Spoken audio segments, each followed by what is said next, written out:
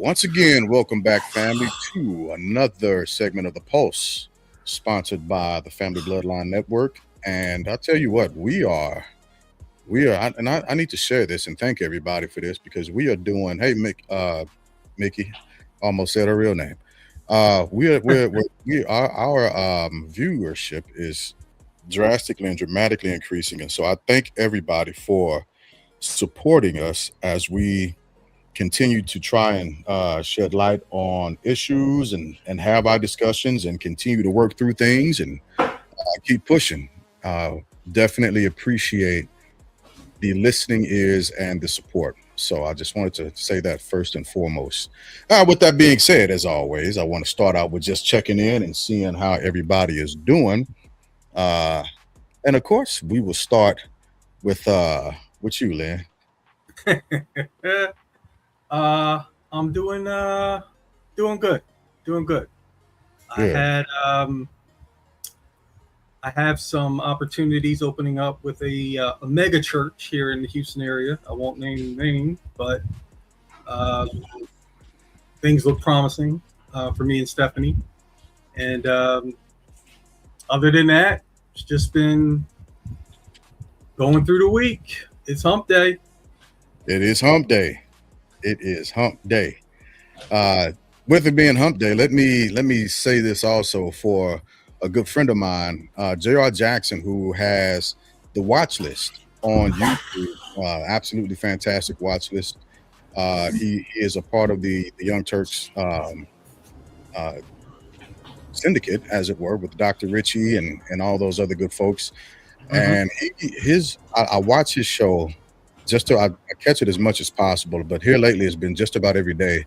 He comes on at midday, 12 o'clock Eastern Standard Time, and he's doing a bang up job. He's doing a hell of a job putting out information that a lot of people might be missing, and he's putting some great shape to it and understanding to it as well. The texture that he brings to stories is absolutely amazing. So shout out to JR.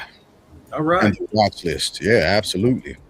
I'm waiting for Rich to get settled because I know what he's going to say, but it's always worth an ask to see how people are doing. Yeah, because the second you think he ain't going to say nothing but keep it pushing. Exactly. He got next thing you know, he's got a whirlwind of things happening, and we're hearing a lot. So, Rich, how's your week been so far? Let's get to it. There it is. Just in case, though, I have to do it just in case. All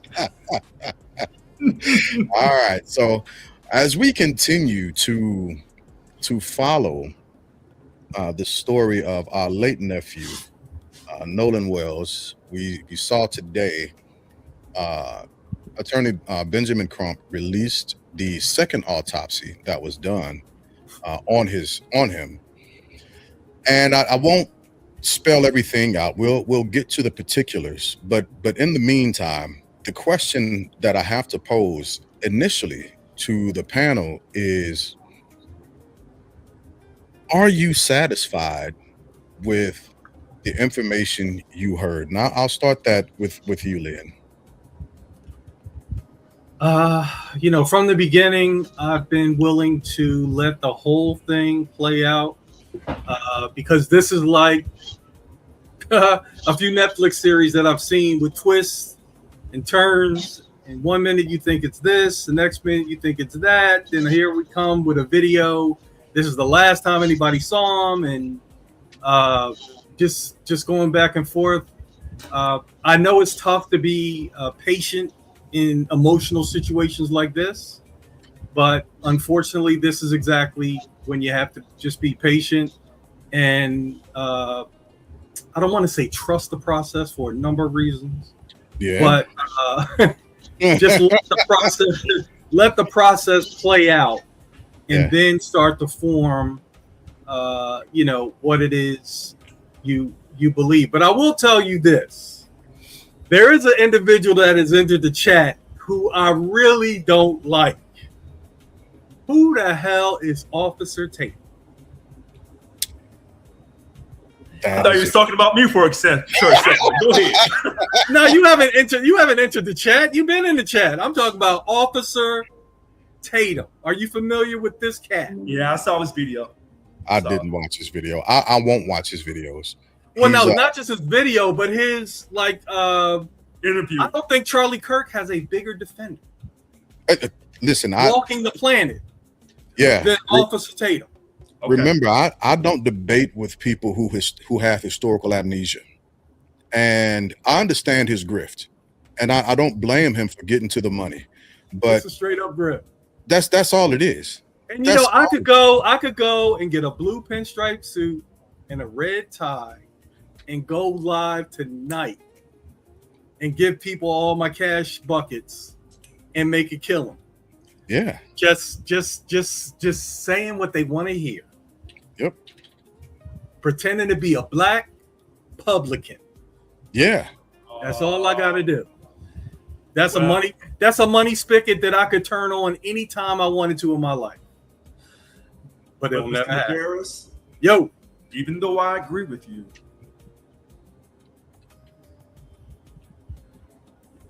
you got this point. You got it. You got this. I just wanted to put my disdain for Officer Tatum out there on. And I join you with that. My problem is I got a disdain for both parties. So, but and it's going to come out tonight. My disdain equally for both parties, and that Officer Tatum. Not to cut you off, man. No, I'm done. He had that interview with Warren Hudson. With the bestie.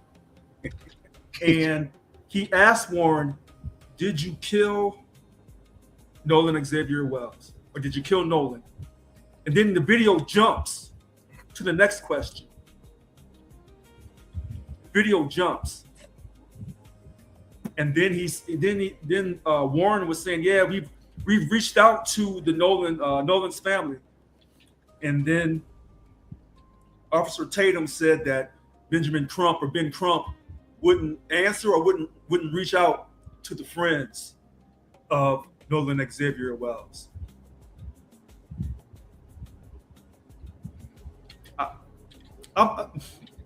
Okay. Let me say this for the record.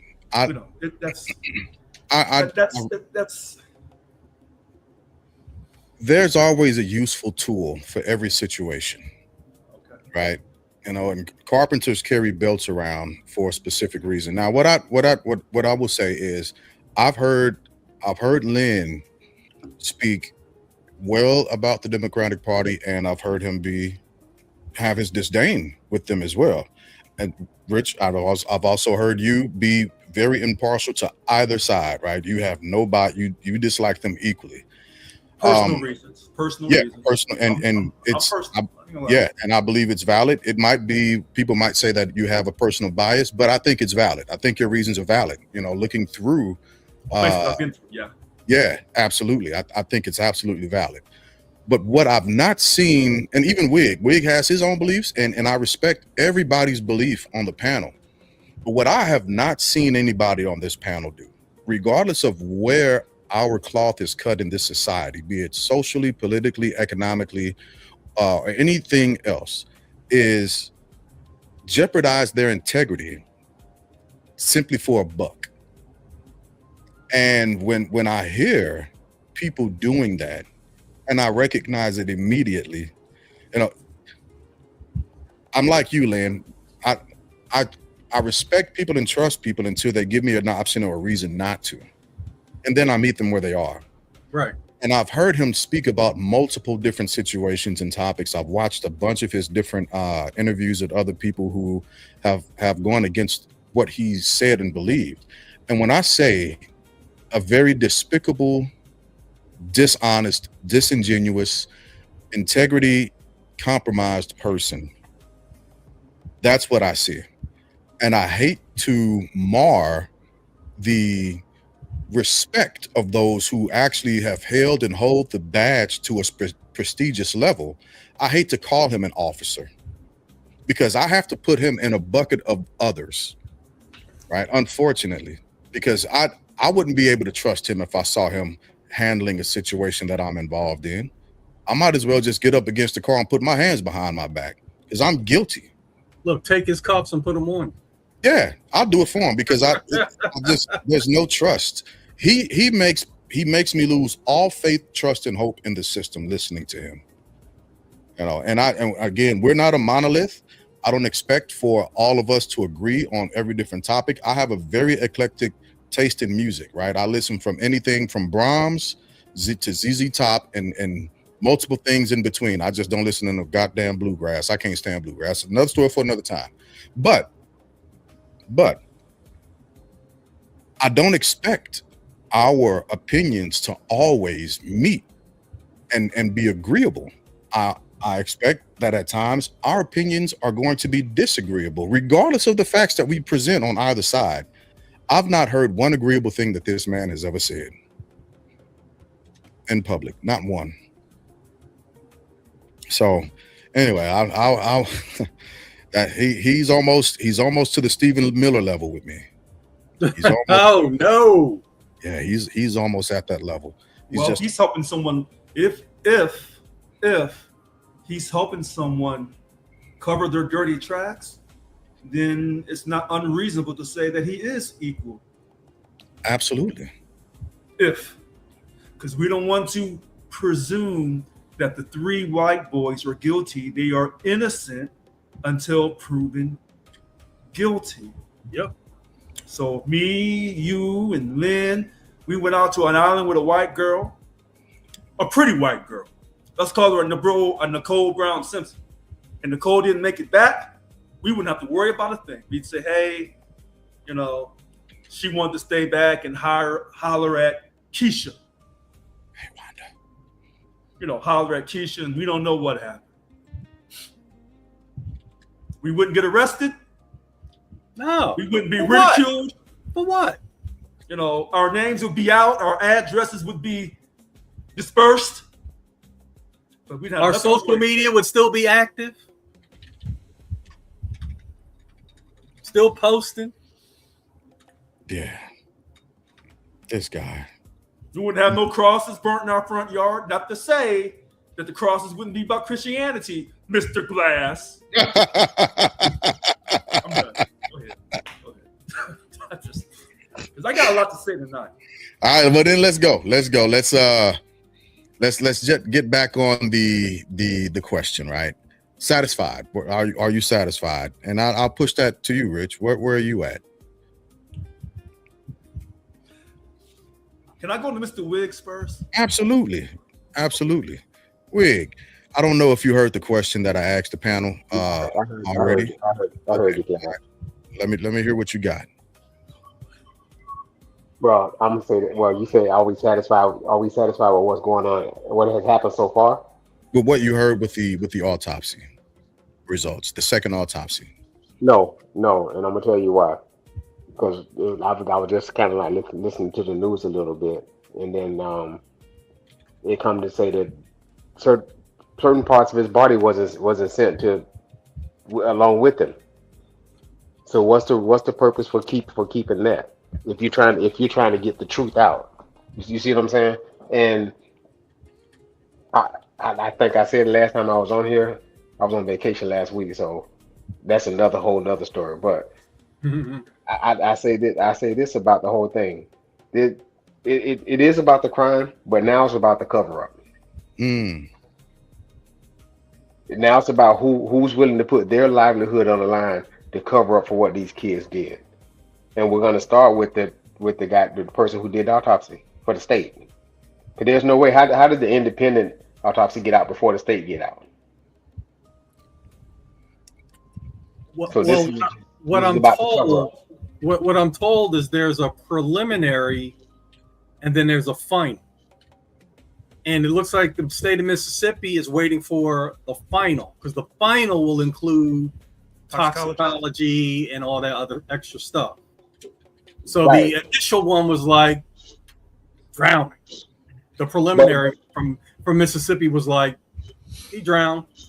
Right, but the thing about that is now they're gonna say, well, we can only go off what the state did because the independent didn't get a chance to review everything. So how can they? Now, How what can parts? What parts? I missed that part. What parts were they? held back? I think basically the lungs, the Oh, throat area, internal No, stuff. no, just the neck. The neck. just the neck. Okay, just the neck The area. throat. The throat, yeah. So you can't get a how do you get a true reading if you don't have all the if you don't have you? It's like land nav for us. If you don't give me all the if you don't give me all the digits, I might end up anywhere. And so Was So there an open casket Monday? no, I don't know. no. Like I said in that chat, I remember. man. That's why I'm asking the question. I remember your I'm your not- stipulation. because I'm not actually. Then when I'm done talking tonight, you're gonna laugh and say, "Yeah, I tried to tell you, Richard." You're gonna laugh, but I try to be patient and wait. Yeah. I think it's about the cover up now. To be honest with you, that's what I think. Well, they say the cover up is always worse than the crime. And I'm gonna channel my wig tonight, my Mr. Wiggs tonight. I promise you that. So just to be clear about the parts that were not sent to Dr. Roger Mitchell, who performed the second autopsy, his internal organs, the body was received without organs that had been removed during the state autopsy. That part was common, is what was reiterated by Benjamin Crump during the live presser that he held. See, I heard him say just the neck. I didn't hear him say the internal organs. Yeah, no. What he said is that they will remove the internal organs, right? But they to were sent. conduct different things, but they were retained. I think they were retained, and I'll go back, but I think they were retained for additional examination. I'll go back and look. I thought he said they were sent, but they had been removed. Oh, you That's could, a normal process. Like sent separately? No, Yeah. they're sent with the body, but they're removed out of the body when they sent it. But I Right. could be wrong. But that neck, that throat, Right. that was not sent. yeah. Part of the neck or part of the throat or airway. That's one of the things that Dr. Mitchell specifically reported, that the neck structure had been removed before the independent autopsy. Airway and lungs could not be fully evaluated because the throat and related neck structures were unavailable. Dr. Mitchell said he could not determine whether water had entered the lungs or airway, which is important in evaluation of a drowning, right? Right. And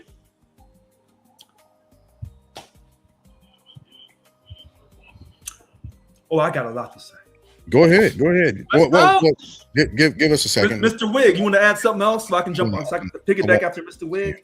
No, all I'm saying is that it's the cover up for me. It's bad. It's a tragedy for the young man, but it's the cover up now. That's what it is for me. How many people are going to put their livelihood and their careers on the line for this right here? So that's what I want to see. I want to see how far they're willing to go to get this lie, to get somebody to try and believe this lie. That's what I think. So I have my write up. There you go. And I'll send it to you in the group text. Yeah. See, this is the first thing I thought. Lynn said, don't jump, don't react emotionally. Let's find out if the boy accidentally drowned. What we did not know is a cause versus the manner, two separate issues. Mm-hmm. So if Lynn took a bat and beat me upside my head and said, I'm tired of you not answering my questions, and beat me upside my head, and then threw me off into the Sacramento River, you would say, well, Richard or Mr. Brown drowned. Well, I can't swim, number one. But how did I get to the water? Because Lynn drugged me down there and threw my ass off into that water, and I drowned. Right. So the cause is one thing, but the manner is something different. That's something that everybody should be aware of this. Second thing, you hire Mr. Crump. You send that body to Mr. Mitchell. Mr. Mitchell, you get the body on July 10th or July 11th. And the minute you get this high-profile case and you look at that body, number one, where are the pictures when they first took a picture of that body when it was recovered?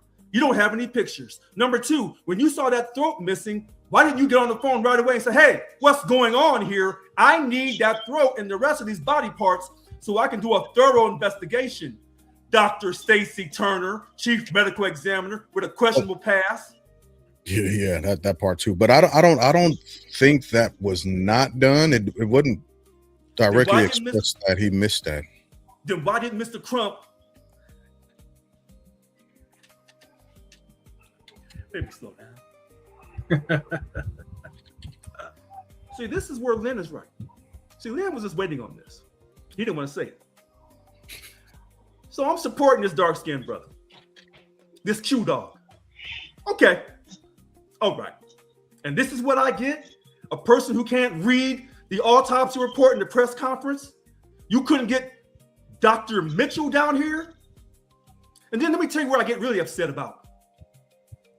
George Floyd. The whole country was getting ready to erupt. So what did you do? Oh, you went and got that Jewish forensic pathologist, Dr. Biden. And Dr. Biden and his fellow forensic pathologists, they won the day. And they said, no, that man had no health problems. And that won that out of court civil suit for Mr. Crump for a $27 million record-setting civil suit up there in Minneapolis. You got Dr. Biden. He didn't play no games. Okay. Then, this Dr. Biden is so amazing. Remember the OJ? When he went to the OJ case and said all that stuff about Nicole and Mr. Ron Goldman, man, they tried to run that Jewish man out the country. He lost business because of OJ. And so did Dershowitz, and so did another Jewish attorney, Mr. Sheck. But that ain't the killing point on Dr. Biden. Because Epstein's brother said, my brother didn't hang himself in that MCC in New York. So what does he do? He goes get Dr. Biden. And Dr. Biden said, no. That man did not commit suicide. Because those were high-profile situations. I can think of Dr. Biden, and Dr. Henry Lee. Where the hell were those two guys at? Why didn't you call them? I think the doctor was chosen by Mr. Kaepernick because his organization pays for those. I think. No, hold on. I don't know. No, wait a minute. You may be right. Mr. Kaepernick. And we've talked about you on the show, Mr. Kaepernick. I defended your ass. And Lynn said, I don't want to hear about Mr. Kaepernick. Mr. Kaepernick, thank you for paying for the autopsy, but why didn't you go to Dr. Biden? Dr. Biden, OJ, George Floyd, Jeffrey Epstein. Now, when that man talks, people listen. Well, I don't know who Dr. Mitchell is. It also could have been that he wasn't available to conduct the autopsy. On something this high profile, you find availability. And if Colin Kaepernick says, well, Mr. Biden, his fee is a little high. Oh, his fee's a little high, but you want to stick your chest out and have your name said. No, I don't want to hear all that. Mm-hmm. So are you asking him to go broke? What I'm asking is, if you truly, Mr. Trump, is seeking justice, well, you went to Dr. Biden before. Listen to this. You ain't fighting for a person in one of these other states. You're fighting against the state of Mississippi. You better bring in the most high-powered, you need a dream team. But you didn't do that, Mr. Trump. You claim that you're seeking justice. I can't tell. Every time I turn around, you're telling me about Tyler Perry. I won't go against Terrell Owens because I know Terrell didn't make a whole lot of money in the NFL. And he was there front and center. I will say something. I was going to wait for a little later to address T.O. I appreciate him with assisting with the funds. So just so we all know where I am with this, there has been $125,000 what do you call it? Award. Thank you. Award. Essentially seeking justice for people to come out and talk. And T.O. for people to come out, give evidence, and lead to a conviction. Okay, that part too. Yeah, boy, say all that. So T.O. donated 25 grand to it, which I appreciate. What I didn't agree with is him mentioning Bringing Trump into the chat. Asking Trump for assistance. I don't. Trump for assistance. T.O. That was one of the things he said. Okay. That was one of the first things he said.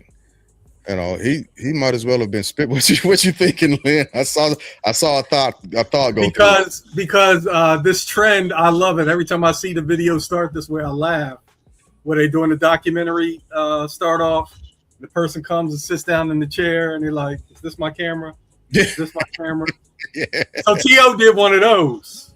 Yep. When he was addressing President Trump, and once again, I laughed because to me those are laughable. But the funniest one, if you haven't seen it, is Morris Chestnut, because his documentary is about why Ricky didn't run in a zigzag.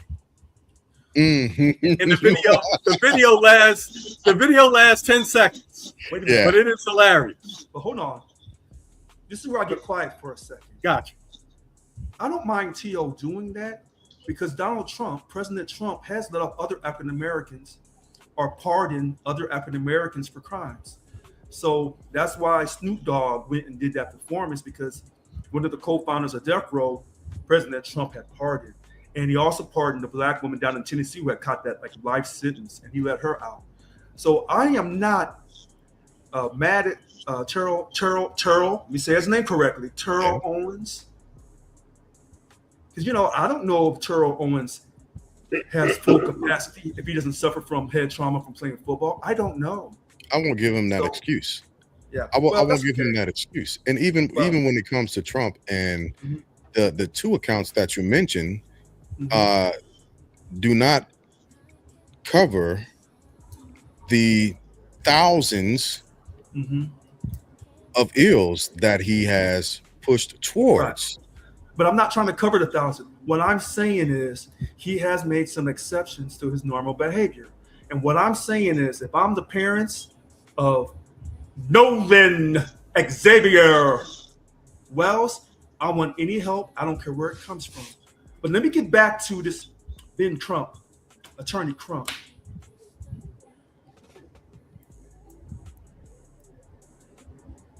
Your performance today was dismal. When some white people who are racist are making fun of you, I can't say anything. Because on this particular occasion, they're right. You didn't tell us anything. Death, undetermined. Cause, undetermined.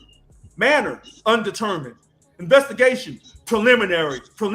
You had black folks living off of your word, saying you were going to have that independent autopsy to show possibly that there was foul play. We don't have anything. Well, Not a damn. Are you good with the location Of the body being discovered? No. Of the press conference. Okay, Mr. Medeiros, you beat me to the punch once again. So, NAACP, you're doing, I guess, your annual convention. Okay, I respect that. In Chicago. But you're talking about, well, we have to kind of hurry up because we got things to do. If you got things to do that's more important than my child I just lost, I don't want my press conference at your convention, period. And it took you 15 to 20 minutes to get the convention started. It's supposed to be at 8 o'clock. You started about 30 minutes late, CP time. So there we go. We perpetuate the stereotype. We can't do our chat on time. And then you spend another 15, between 8 and 8:30, you spend all that time doing the acknowledgments. And you spend about half the time talking about the report that you couldn't read. I can't blame the white man on this. Well, I can't. I will say also, I've read a lot of medical terminology in my day, and I have gotten tongue tied because it's a lot of that crap comes out as Latin, and I speak French. Mr. Glass. And listen. In my capacity as a life insurance underwriter, I will admit I have struggled with different medication names. When people ask me, when I have to ask them what prescriptions are you taking. Wait a minute. I cannot say half the words in the English dictionary. But if I go to represent somebody, talking about I'm seeking justice, and I know I can't control my temper, I can control my emotions, I can't say half the English language, I'm going to go find one of them other lawyers to get their ass up there. or better yet, bring the damn doctor down and say, read this and give it to him. The So doctor even didn't feel it was important enough. So he should have had this in either, in my opinion, in D.C. or New York. or in Mississippi.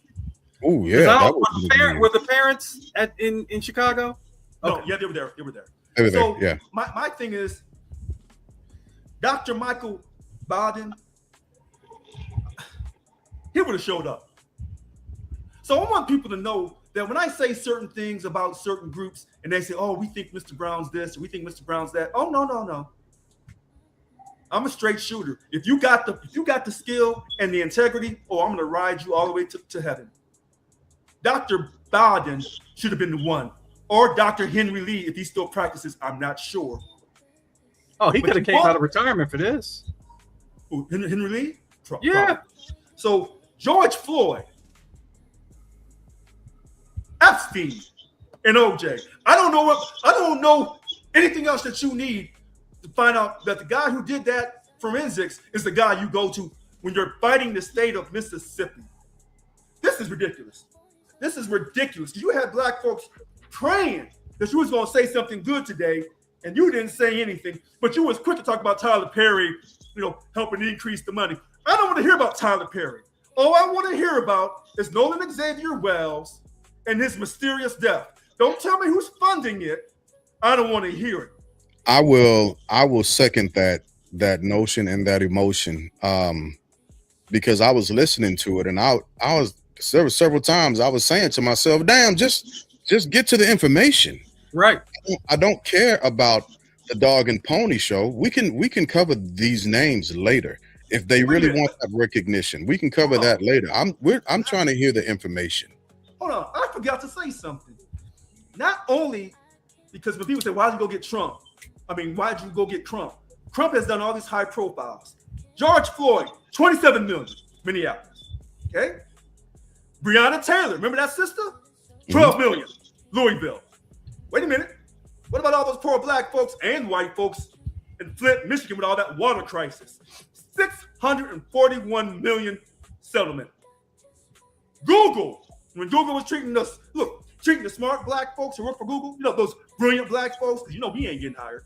Those brilliant black folks, 50 million. So Mr. Trump, if you can do all this, but you couldn't go out and get the best forensic pathologist with your money, we didn't need Colin Kaepernick. We didn't need him. You got enough money in your own account. You could have funded that independent autopsy on your own. So they say that you just ambulance chasing. Yeah, what I hear you saying, and I this is what I understand also. What I hear you saying is, instead of everybody getting fame time, we need somebody to not so much get blame time, but give us some actual data to digest. What I'm saying is this, and I wrote this down. Someone said, well, how many cases has Mr. Trump won and lost? Yeah. Well, go to his website. Can't find the answer. Okay? So it appears that his lifelong win-loss trial statistics, I can't say the words, so I'll say numbers, because I admit when I can't say something, numbers are not publicly logged in a single database at his website. But his career numbers highlight a clear operational Don King strategy. Leveraging massive public pressure, media grabbing attention to force governments and corporations to settle out of court. That's all that he does. Does it well. But he ain't trying to come seek no justice. I believe this group actually anticipated this very event.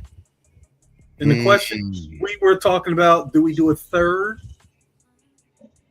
Or do we just decide, pick through the two bits of beef on the buffet and decide which one we, is less chewy and more flavorful?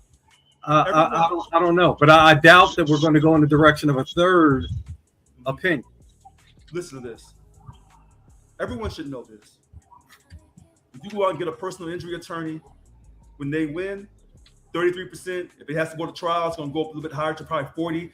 If it goes to an appeals, they can go up to 40 to 50% of the take home. And then your take home, remember now, when you get your take home, you gotta pay taxes about almost depends. Okay, Depends on where you live. Depends on your state. But yeah, you can. I mean, you should anticipate that. But some settlements do come through medical settlements where they're tax free. Tax free. Some come through tax free. But yeah, I mean that's still something. But yeah, anywhere from a third to a half. I have one that was settled out of court, and it was 40%. So and that was in Pennsylvania. So it depends. Right, but listen how honest we are, because we're not lawyers. When we speak, we may argue, but we speak with integrity. Mm-hmm. When I see Mr. Crump, and I see what he's doing, and then I spoke to somebody. Now she's a woman. She's a beautiful woman. Beautiful brown skin sister. All right. She claims that when she was in such and such, she met him and that he was trying to flirt with all the women and he gave her an uneasy feeling. Now, is she lying? Maybe. She half truthful? Maybe. Is he married? No, young. Because he does. There's another attorney, I forget his name, from FAMU, Florida, very similar to Crump. Okay. Who has that same type of flair because Crump got big pockets and he knows it. Okay. So he, Okay. So it hurts my heart that when a person is grieving over their child, it appears that this is her only child. I could be wrong, but I don't hear about no sisters or brothers. So when a woman loses her only child, she's not going to recover from that for the rest of her life. No. And I've made a promise to myself. The 4th of July going forward, I'll never celebrate ever again. Now, on a side note, my great granduncle that was lynched, they tried to lynch him on the 4th of July, actually early in the July 5th in the morning after the 4th. They failed. That's okay. They were successful on July 10th, 1897. They were successful. So when black people say they don't have to celebrate the 4th, I said, well, no, I was kind of with Lynn. I said, no, we don't have to be so black. We can help celebrate the country too. Now, I don't want to celebrate the country. I'm not going to dismiss or demoralize anyone else, white or black, that celebrates the country, or Latino, Asian, whatever. But every time the 4th comes up, I'm going to think about this case. Yeah. And I don't know if you guys heard how Sam Jackson went in on Argentina. Oh, I didn't get to watch it, but yeah. Sam Jackson? Yeah. Samuel L. Jackson. Okay. Basically, he had a campaign of don't root for Argentina because they're a bunch of racists, blah, blah, blah, blah. Yeah. So a politician, a female from Argentina, took offense. And you know what she did? She listed our stuff. She went there. And as I was reading her list of our stuff, it's bad. I was like, Sam, what were you thinking about? Calling a spade a spade. Our stuff was like a CVS receipt compared to what he said. And I sat back and just said, she had it broken down. She said 250 years of slavery, the Jim Crow, the segregation, the civil rights. I mean, she just had it. Look. If I find it for you, I'll put it in the group chat. But I thought it was another celebrity. I thought it wasn't Samuel L. Jackson. It was Samuel Jackson. Okay. Said, and one of his things was they were one of the 3 countries to say that slavery wasn't that bad. Right. We were one of the 3 too. Yep. And the chosen people were the other one. Yeah, the one that the other country was the one that we follow into wars. The chosen people? Yeah. The ones that hijacked the black Hebrews? Oh, I'm sorry. I should have said that tonight. Yeah. So those three countries. Yeah. But it was just hilarious to me how she just went back. She went back, and it wasn't even tit for tat. I mean, she had it laid out for him. Well, the listen, years, the offenses, all that stuff. And I said, well, dang, which country is more racist? Wait a minute. I don't want to get sidetracked. But wouldn't it be almost the same though? No, because we're older. We're 250. Yeah, okay, you're right. We're 250, and back when that 250 was starting, what was our foundation? Yeah.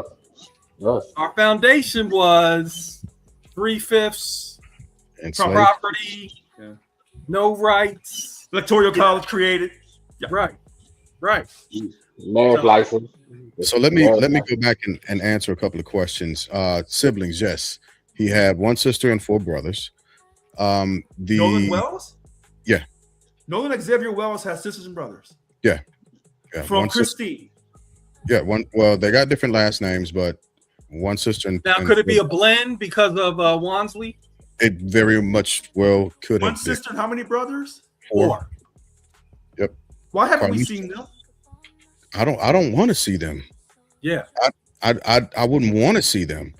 Do you know what age how he fits in the age? Is he in the middle? I don't. I can look it up. I'll find it and I'll send it. I'll send it to the chat group. But one sister, I was going to name them. I was going to give their names, but I'd rather keep them out of the now. All right. Well, let me just ask this: do they have Wells and Wansley names, or just Wells names? Because I was thinking that because when the grandfather entered the chat, his last name is Wells. Okay. So I'm thinking, like you were thinking, Richard, that it's an only child situation, and the only way that Wells can continue is if she names her son Wells. Oh, okay. Because she changed her name to Wansley or Wells Wansley. Yeah. So okay. Out of the 5, 3 have the same last name, not Wells. Wansley. It's a different last name. Only 2 have Wansley. So that there's a third name? Briscoe. Wow. Okay. Yeah, these blended families can be. They can be tricky for sure. Yeah. Absolutely. Yeah. Listen to what I thought I heard him say, when I can understand his English, Mr. Crump. Because listen, I can yell at racist people on Facebook all that I want, but sometimes racists may be right. So are you saying that Ben Crump needs somebody beside him doing ASL, or does he need like a Keegan? You know what, Lynn? If you lost your child and you could pick Dr. Biden, Dr. Lee, or just Dr. Mitchell, who you picking? I'm gonna pick the best. So who is that? You talking about as far as speaking? No. He's talking Who's about the best forensic pathologist? If Mr. Wigg, if you lost your child, your baby, it could be any of your children, but we're gonna put the emphasis on the baby. Would you pick Dr. Biden, Dr. Lee, or this Dr. Mitchell? Well, obviously I'm gonna go for the best, and it definitely ain't gonna be Dr. Mitchell. So, well, let me go ahead. I'm sorry. Why are y'all killing Dr. Mitchell? Listen, I'm not. It appears that he could be African American. I don't know, but here's okay, and that's fine because we want to promote Black excellence. I have no problem with that. But you wouldn't promote Black excellence when you got Dr. Biden for George Floyd. You didn't take no chances, and the George Floyd family paid for it. So don't try to say, well, Dr. Biden, his views are just too incredible. Now, I don't want to hear that. So I looked into this really. I'm sorry. Go ahead, Mr. Wick. Well, I was about to say, Dr. Mitchell has a repertoire and has a litany of accomplishments as a forensic pathologist, as a doctor. He dare to rights, he is amongst the best. He's held prestigious positions within the actual community, right? Between I've heard they call him Quincy, Dr. Quincy. Hey, really? Yeah, between 1,400 and 2,000 different direct experience with autopsies. So I pulled up a list of his actual accomplishments. Board certified forensic pathologist. He's board certified in anatomic and forensic pathology by the American Board of Pathology. Former chief of medical examiner for Washington, D.C., where he supervised thousands of death investigations and autopsies. Former president of Howard University Hospital and a tenured professor of pathology at Howard University College of Medicine. Current president of the National Medical Association, the nation's oldest and largest organization representing African American physicians. Previously worked as a forensic biologist in the FBI DNA laboratory before becoming a forensic pathologist. He's personally performed well over 1,400 and 2,000 forensic autopsies. He's not something to shake a stick at, right? He is very well versed within his own right. And when dealing with the best of the best, you would have to include him in that. Sounds like he would be in the conversation. No. Mr. Glass, Mhm. if one of your children disappeared mysteriously, and you call me, say, hey, low on funds, Richard, go out there and get me that pathologist, it ain't going to be Mr. Mitchell.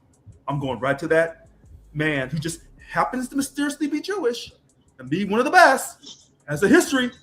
One George Floyd, it was because of his independent autopsy with the other pathologist. That's how that decision was won. So and I'm not debating that part, but what I am saying, let's look at the two cases, right? What's the one thing that we can readily identify that one case had over the other? And I'll directly say it. It's the transportation of a body from one place to another with everything being intact to directly see it, right? Remember, by the time Dr. Mitchell had gotten the body, it had already had things that were deteriorating. So he couldn't check things directly, unfortunately. And I think if he would have gotten the same information that the initial forensic pathologist would have had, he would have been able to give direct results, which is why I can't be too terribly dissatisfied with the results that we heard, because he gave everything that he could give. Wait a minute. With what he had. Wait a minute. I'm not diminishing his accomplishments. Let me be crystal clear. And I see Liberty Twitcher on. I'm glad he came on because I knew he was coming tonight. I knew he was coming. What I'm simply saying is, with Dr. Michael Baden, who has a lengthy track record, the greatest track record of any forensic pathologist in America, that you go to him for George Floyd. OJ's team went to him. I mean, we should stop there. When we say OJ and his team goes and gets you, we can stop there. But we don't. We don't. We go to George Floyd. And then before we get to George Floyd, we have to first stop at Mr. Epstein. So when you handle them type of situations, and those are just the highest of the high, Dr. Biden has been doing forensics, not trying to give this type of judgment or this type of investigation, just seeking the truth, Mr. Twitcher. So it's not about coming out with the wrong result. It's about coming out with a result by someone who knows what they're doing. Because I can guarantee you this, Dr. Biden had gotten the body without the throat, he would have called immediately and said, look, if you don't send me this, I'm not doing no investigation. So people like Liberty Twitcher are saying, oh, because he didn't give out the type of result you're looking for, you're upset. What I'm saying is, when you have the number one forensic pathologist in the world, and you've gone to him before, Mr. Crump, then why would you not do the same thing on this particular case that's my most highest profile since George Floyd?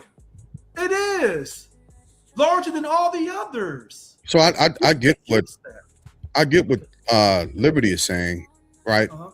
He's saying that he focused too much on the facts, right, and not on the story. And I disagree with that.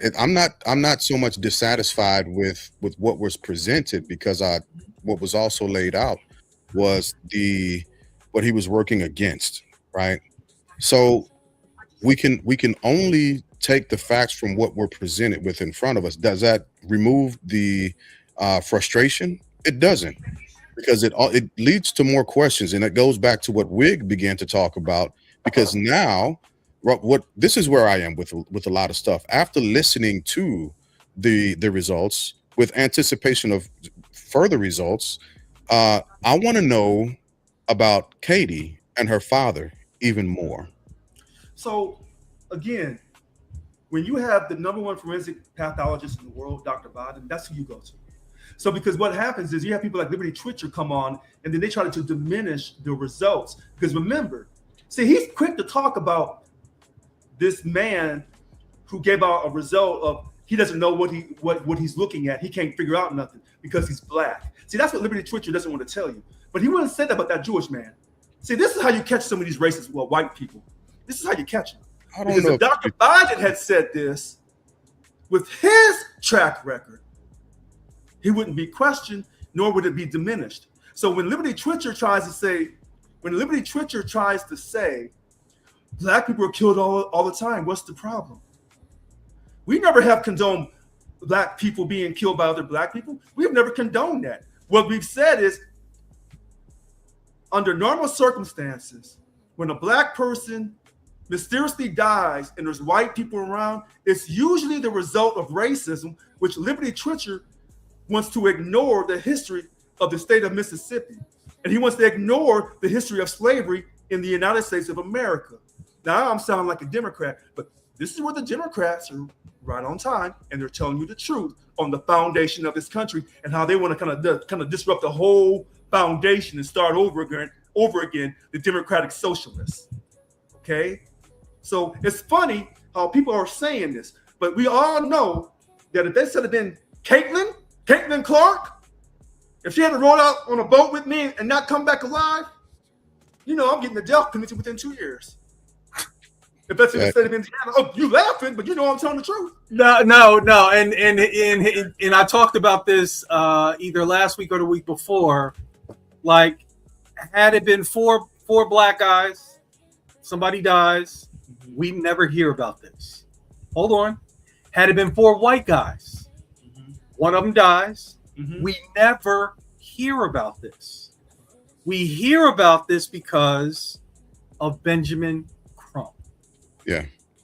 That's why we know about this case. So what Liberty Twitcher is saying, if I'm going to be fair and honest, I agree that if it's the racial combination, right, and the southern location, and like I said, we are the only folks where I can go get my JD and hang a shingle and start going against any unarmed black person getting shot and killed, and make a mint suing police departments and governments and so on and so forth. That is the world that we operate in these United States. Right. So again, Liberty Twitcher, and I'm going to ignore him from this point on because he just wants to come on because he ain't been on in a long time, but he came on specifically tonight to try to get stuff going. I don't even like Benjamin Crump, but see, he ignores what I said about Benjamin Crump. All the things I said about Benjamin Crump and what I didn't like at the very beginning, see, Liberty Twitcher doesn't want to acknowledge that. So there's people like him this one just wants to come on a show and be a distraction. We're going to ignore Liberty Twitcher. At least I'm going to ignore him, ignore every word that he says. Because any person that comes on, he doesn't tell you who he is. He could be a Klansman. He could be an Aryan. He could be working for Stephen Miller. We have never known who Liberty Twitcher is. He's like those 3 white boys. He could be Uncle Ruckus. He sure could. But he's like those 3 white boys that went to the island that we don't know the exact names. Now they're saying there was 4 white boys that was on the boat that rode. We don't know. We have a good idea that it's Wyatt, Pyron, and his brother Eric, and Warren Hudson. We think, but we don't know. But yet Warren Hudson goes on and does an interview with your boy Officer Race. Officer Tatum. Race Tatum. That's his name, right? Race Tatum. Right. Yeah. No, Officer, I don't even know his first name. Race. That's his name. Race? I'm pretty sure he called him Race Tatum. But I don't believe that's his government name. Okay. Only part of his government name that I know is Tatum. And right. The officer part is debatable. Okay. Well, I think this one guy on Facebook said that he's an officer somewhere in southern Arizona. So he took over for the sheriff. No. What happened? No, What that's happened to Maricopa that? County. That's in Phoenix. No. Yeah. Okay. Yeah. What happened to that character? I don't know, but He He finally was left fired up at one office and never point. got convicted of no crimes. He couldn't win re-election, and all the things he did, he got away with. That's really that simple. But this thing with Mr. Ben Crump, when you come and say that you're seeking justice, I can't tell. I can't tell with the English that you use. I can't tell with your press conference today. If you have a problem reading the autopsy report, which most people like us would have a problem reading with, then you should have had a medical professional. You could have still grandstanded and led the press conference, because you're going to do that. You got to let everybody know you in charge. Okay, that's fine. We all know that. And you know what else he could have done? He could have put the names at the end like credits. Yeah. Versus, doing a roll call in the front and frustrating everybody to get this thing, because you know what everybody's waiting for, and then you going that's not fun. And Mr. Twitcher, I just turned 58, so stuff slides out of my ears. I will correct you on something that you said. We do talk about the loss of life of children that look like us. We just can't have a real expansive conversation on this platform because nobody cares to give us the information and the details of these young Black children and how they have passed away. So we can't really have a detailed discussion about those children, but we do talk about them. Best believe. We talk about Chicago violence on a regular basis. So just because we haven't talked about it here tonight doesn't mean we don't talk about it, and it doesn't mean we don't care, because we do both. Yeah. But at the same time, we don't get the detail of, like, Tamir Rice. We talked about Tamir. Wait a minute. You know what I know about Tamir? He was 12 years old, waving a plastic gun, and a cop rolled up on him and killed him in 30 seconds. That's all I got. But wait, hold on. I'm glad you brought that up. Because when people say that blacks kill blacks, you know what they're really saying? That blacks sold other blacks into slavery. See, they're kind of synonymous. Hey, I'm sorry, real quick. Glass, I'm here. I got to do something real quick. Give me about 10 minutes. I got you. Yeah. So, the thing about it, people like Liberty Twitcher, he's never acknowledged when I've gone on here and gone off on Jay-Z and all the rappers saying, if you call each other the N-word and perpetuate negative stereotypes that promotes violence, and we wonder why blacks are killing other blacks. See, he's never heard that. He'll never acknowledge. He's heard it. He just said he just acknowledged my commentary. Oh no, I'm talking about when I've said stuff about. I know, but he's heard it. I'm sure he's heard it because he's been on here enough, and you say it enough. You say it almost every show. I know how you feel about it. Okay. And I, But the thing about blacks, when black folks are killing other black folks, you only kill people within your near proximity. This is where I give Dr. Eric Michael Dyson his just due. Mm-hmm. Okay, so I'm going to acknowledge who made that clear. You kill people in your near proximity. One of my favorite. Here's the second thing, huh? He's one of my favorite. I love his books. And here's the second thing: black people are not killing other black people over racial supremacy. That's not happening. And when some Africans sold other Africans into slavery, it wasn't based off of racial supremacy. It wasn't based off the fact that they thought their white God, was superior to all other gods. See, that's the deeper underlying current. That's why some black folks, and I'm going to say maybe a small group, I'm probably in that small group, where they say, we don't want you playing with white kids or being the only black kid in the group of white kids, and y'all go off on that water somewhere and something go down. We don't trust it. We don't trust that. Particularly in the state of Mississippi. And I don't care if you did grow up in Mississippi and you claim there wasn't no racism. Who you fooling? Oh, yeah. And see, what people don't understand is that because we're always told racism, not racism, slavery happened all those years ago, get over it. But you know what happened not too long ago was segregation and Jim Crow. And some households, especially in the South, are not too far removed. I know of living sharecroppers in the South. They are alive today. The woman from Black Wall Street, did she pass away I don't know. Yeah, she did. Yeah, she did. Yes, but she was the oldest living woman from that tragedy. So what happens is, even though we've moved on, that trauma stays in the family. It's talked about at family reunions. Think about all those Jefferson children. What do they talk about? The Black Jefferson children, when they get together, whenever they get together. What are they talking about? The stock market? No, they're talking about the main thing. And the main thing of why they are all together and are a thing is because Thomas Jefferson was raping folks. He was raping his property. Yeah. And here we go.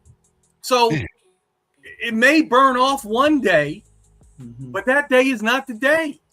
My problem. You live in a house with your great grandmother or your great great great or your great great grandmother.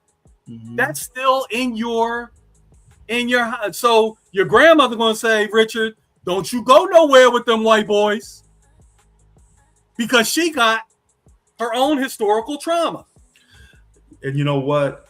Listen. And that's what people are not thinking about, considering. Let me tell you something. We all know that nobody today owned Black folks today. But we all know that. Hold on, Rich. Hold on. Because I'm wanting to hear what Lynn is saying. Because I'm sorry. Go ahead. Because I got something to add that's more prevalent. Oh yeah, I'm almost done. Okay. We all know the truth, and the truth is the most dangerous information on the planet. That's why people are working hard to ban truthful information from our schools, from our libraries, so that we can have a real authentic discussion about what really went down. But if you know how progress works, the conversation moves in a direction where we can have better, better race relations, because that's what it all comes down to. When I speak on leadership, there are three things: money, sex, and race. If you are a leader in this America, you're going to deal with one or more of those subjects every single day. Military, right? Mm-hmm. Every single day. Probably all three of them. Every single day. Corporate America, you're going to be dealing with race, sex, or money every single day. So when somebody says, why you got to bring race into it, race wasn't brought into it. Race was already standing there. Like we were waiting for the press conference to start.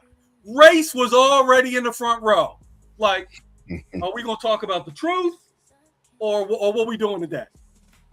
Race is always there. And when you ignore it, you show me who you are. Now, I'm done. Lynn? Yes. I'm gonna give it to you on that one. Okay. You laid that shit out. Let me come back and give you something that you want. Okay.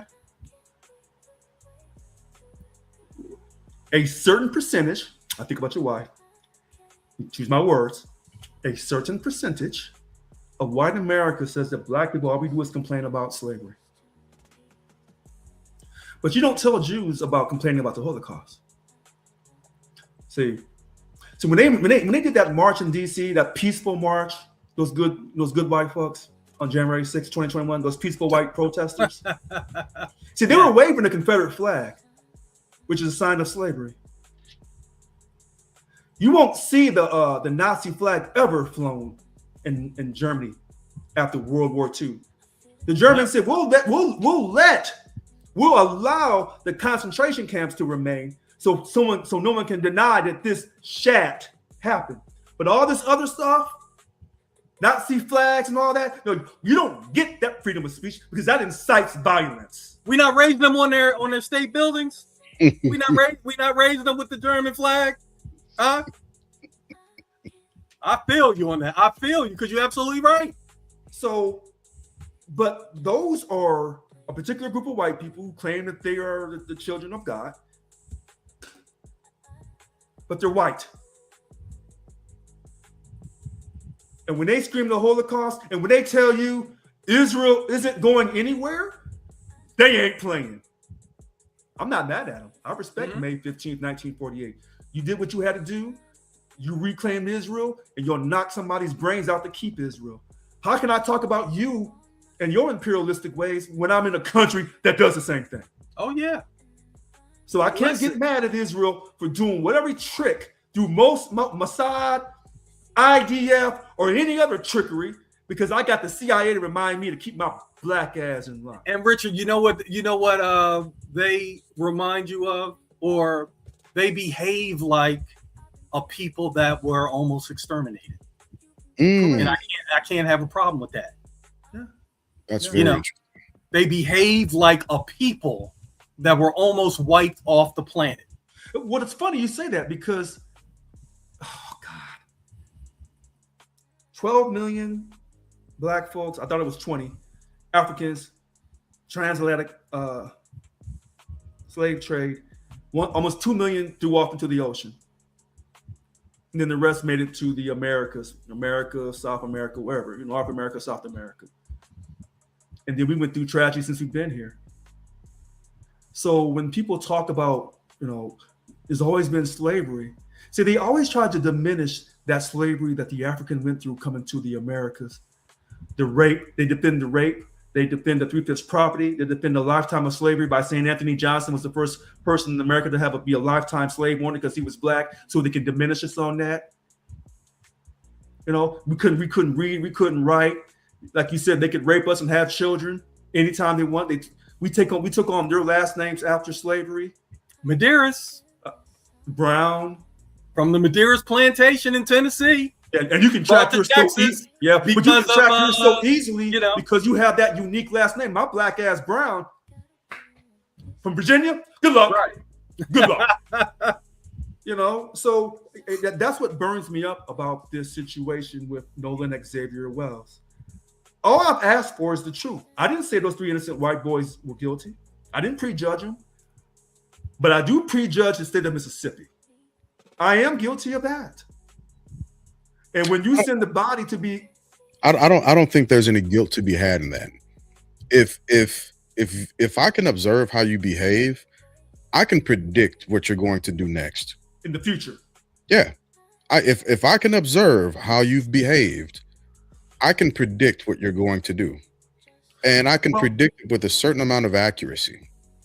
Unfortunately, the United States of America, Mississippi, like the South, the Deep South, has behaved in its historical avenues and manners in which we have to continue to wear a lens of predictability and say that if we don't talk about this issue, there'll never be any form of justice or proper information shared, because they've covered up millions of deaths, wrongful murders, as well as cases. And we don't even have to go too far back in history to see these things. These are the late 1900s. Look, this century. Century. 2000s. Oh, okay. The 20th this century. Like, this century, right? There have been young brothers who have been said that they committed suicide by hanging themselves, right? That's within the last 5-10 years. So the best predictor of the future is previous behavior. And if you don't want that type of judgment cast on you, stop behaving in a manner that is indicative of that prediction. that's an easy thing to stop. Listen, when I was arguing with somebody on Facebook about the past, I said, when you say, that Mississippi doesn't have a racial history, and you can't look at its racial history of the past to take a look at this current situation, what you're basically telling me is then you're against the entire Me Too movement. Because the Me Too movement goes back in the past and says, Richard, you acted a fool with these 13 girls and they never said anything, or 13 women, and now we're going to hang your ass out to dry. Yeah. So, when I hear people say we don't want to look back in the past, then I say, okay, good. Then you agree with me. We're going to ignore the entire Me Too movement. Right. Well, we don't want to do that. I have a similar retort when people say I don't see color. Once again, I asked him, do you see sex? Do you see disability? Oh yeah, I see somebody in a wheelchair. Oh yeah, I see Susie in the office with her rack out and her church cleavage. Oh yeah, you see those things. You see those things. But you don't see color? Soon as somebody tell me they don't see color, I'm like, Whew. I gotta pull out my notebook. Yeah. Because that's the behavior. That's the tell. Don't tell me that. Because first of all, that's not true.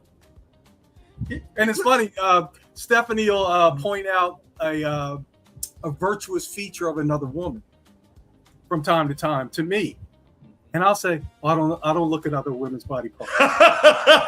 And then hold on. Then I gotta duck and dodge because I'm lying. I look at that. That's a good husband. That's a good husband. Right. I just can't be. I can't be disrespectful with it. Right. But yes, I do. And we have that little joke. But I did want to make this point before we lose it. Getting back to the Wells situation. This is how I've kind of framed it out. We either have a situation where the three boys are involved with his death. He died by accidental drowning, or somebody else did something, and it could be attached to Katie McCormick, because that's the sex part, right? Okay. We got the race part. Okay. We got the sex part, and we got the money part because of Mr. Crump. So we got all this going on. And I don't know if you guys looked at that video that I sent, that clip. It was from a movie, one of my favorite movies, with Gregory Hines and Willem Dafoe. They were police officers in Vietnam. And they had believed with everything in their body that the colonel, played by Scott Glenn, great actor, was guilty of killing a prostitute. So they went up in a helicopter with him. And in the helicopter, he was interrogating Vietnamese prisoners. He ended up throwing them all out the helicopter. So now Gregory Hines and Willem Dafoe looking at him like, this dude is crazy. Now, he's a 06. What's he trying to become, James? A general. 07. He trying to get that star on his shoulder. Yeah. He told him, he said, you guys accusing me of this has ruined my career. So this is what I'm going to do. If I killed that hooker, I'm going to stay on this helicopter. But if I didn't kill that hooker, I'm getting off this helicopter. And then guess what he did? He jumped. He jumped. Go in the chat. It's not too far. Okay. He jumped. Now, my point is, once he jumps, Gregory Hines and Willem Dafoe now realize they got to find who? Both? The real killer. I'm sorry, the real killer. They got to find the real killer. But look what it took for them to get off of the tunnel vision of this colonel and find the real killer. Because the colonel wasn't the real killer. It was somebody else. But you see what it took? You see what he had to do to get them off of his ass. But looking in another direction. But here's the funny thing about this, because you may be right. If the last two people to really see Nolan outside of the three boys, or four boys, we don't even know, was Katie and Javon, then you're right. The path of the killer, if, because I'm not being sued for defending no one. The chance of a foul play may not even be existent, or it may exist. But the problem, to me, the biggest problem is not just because you're white boys, and then that just throws fire, or throws kerosene on the fire. Nobody leaves without their cell phone, and young kids definitely don't leave without their cell phone. And then so when someone was saying, well, remember when I sent you that text? I may not have. I put up on Facebook about the underage drinking, but in the state of Mississippi, you can be underage between 18 to 20 and drink light wine and beer as long as you have your parent or guardian's permission? Same thing in Texas. Same. Okay. All right. Oh yeah, because that's what I'm saying, Richard. There are rules, but then every now and again we make exceptions. And I'll tell you, I've been guilty. And I'll tell you, most of the exceptions I've made in my life have not worked out. Which makes you hungry for what? Justice? No, the exception that will work out. Oh, That's why I keep making exceptions. I know it ain't gonna work. God damn, but it could be. And you know where I've done it the most? Mentoring young brothers. okay. Mentoring young brothers. I'll tell you this. I met a young brother at a Black NBA event, and he asked me to be his mentor, and I agreed. And I brought him over my house, my $1 million house, and he met my wife. And he pulled me to the side, and he told me that he was surprised that I was married to a Black woman. And I should have terminated that relationship right then and there. Yeah. I knew right there. He told me, but I didn't. We're not friends to this day. But it took a real long time for me to finally, cut the cord. But the lack of success that I have had mentoring young brothers who claim they want to be in rooms and moves and shit and all that stuff with me has been very disappointing across, Philly, DC, Houston. So if another brother walks up to me and says, hey, could you show me the way? Richard, even though I know I shouldn't leave my cell phone on the belt so I can talk to this shorty. But what if my cell phone battery died? What if it died? Leaving it on the boat don't even matter. But now what's right in my crosshairs is Katie. And I've seen a picture of Katie. Maybe, she is not bad looking at all. I can understand a brother decide, you know what? I'm going to kick it with Katie and I'm going to find my way back. Hold on. And I want you to touch on that to continue on. One quick point. Yeah, we're gonna swing around to that, but go ahead. About the Nolan Xavier Wells situation. Right. Katie, and I put this on Facebook. I said, that's a pretty white girl. That's the kind of white girl that could be a white man's daughter. Because Nicole Brown Simpson, if that white woman had been fat, overweight, with pimples on her face, they wouldn't have cared. But that was a pretty, petite, blonde-haired white woman. Sex. Oh, okay. Like I said, you got everything in this bowl. In this bowl in Ocean. What's the name of this place? Ocean Springs. Ocean Springs, Mississippi. You got everything. You got everything in there. And then when you talk about this press conference, Mr. Trump, you cannot. Let me say this correctly because I want to say pronunciate, but that's not a word. Okay. You cannot pronounce. You cannot enunciate. Hell, I'd rather you come out and say, I can't pronunciate all these words, but I'm going to do the best I can with my Southern dialect. If you had said that, no problem. Yeah, we click on it. We click on the translator as soon as you say that. The bar is right here. We with you. Okay? He could not do, after you had that crazy press conference when you were first hired, and then you came out of the press conference after having a meeting with the DA, this is his words. Well, we just had a meeting.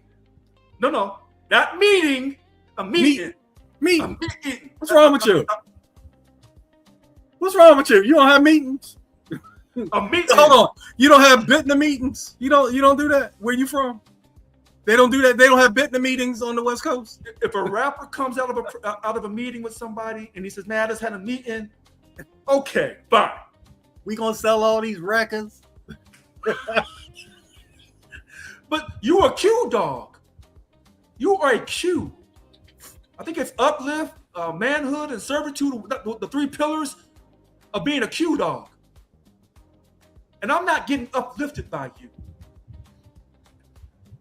And that's the tragedy. These two people are putting their trust in God, but also kind of in man to seek, because they truly want justice. If the boy just drowned, if Nolan Xavier Wells just drowned mysteriously, and now in some crazy tide on the north shore of the island, okay. But see, they tried to diminish this boy and said, well, he was drunk and slurring his words. But Warren Hudson, when he did that interview with Officer Tatum, Hudson said, oh, he was doing just fine. So which one is it? We can never get the straight story on anything off this island after 3 or 4:30. Because Katie swore up and down he left her to get back on his boat, which was adjacent to her boat, to leave because his friend said, we got to go. Now that's so Katie's saying he went with his friends. That's what Katie said to her sister, Grace McCormick. And I took a picture of that. Here we go. I took pictures. I took pictures of this stuff. Because I know that people will change up their story. I'm sorry, go ahead. Oh, I would. Okay. To stop. Well, let me. I will say something. I need to go back a bit first. First off, I wanted both of you to continue talking and have your say, because it does absolutely play in to the autopsies and information that we're getting. The reason why we feel the way we feel about this case is summed up in everything that you all were saying, and us getting to the truth. That is the bottom line of it. So everything that you all expressed when you were talking, it was absolutely important to say, because it brings us to where we are. We simply want data. We want the truth, unbiased, unrelenting, as ugly as it may seem, as hurtful as it may be. We simply want the truth. That's not just us, but we want the truth more so for the family. Right?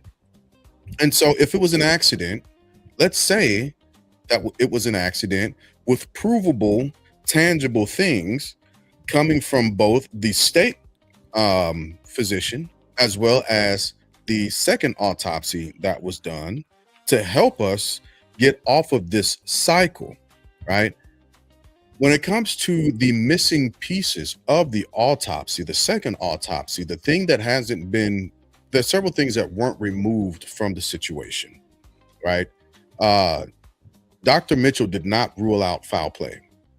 And he couldn't rule out foul play because he didn't have the equation to actually go in and do the math. Now, the initial autopsy that was conducted, they do have that information. They have the equation, but they haven't released anything as of yet. But remember what I said about when they sent the body? Why didn't they send the original pictures of when they first recovered the body? Because allegedly, Ben Crump said this on today's press conference. And I thought this was very interesting. The United Cajun Navy. And I've had my opinion about them a long time ago, but I guess my ass was wrong.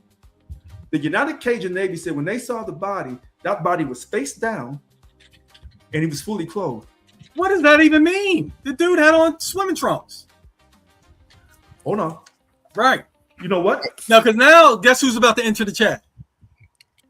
Listen. Nancy Grace. Yeah, I listened to her also. Nancy Grace is coming for us. She coming. Yeah.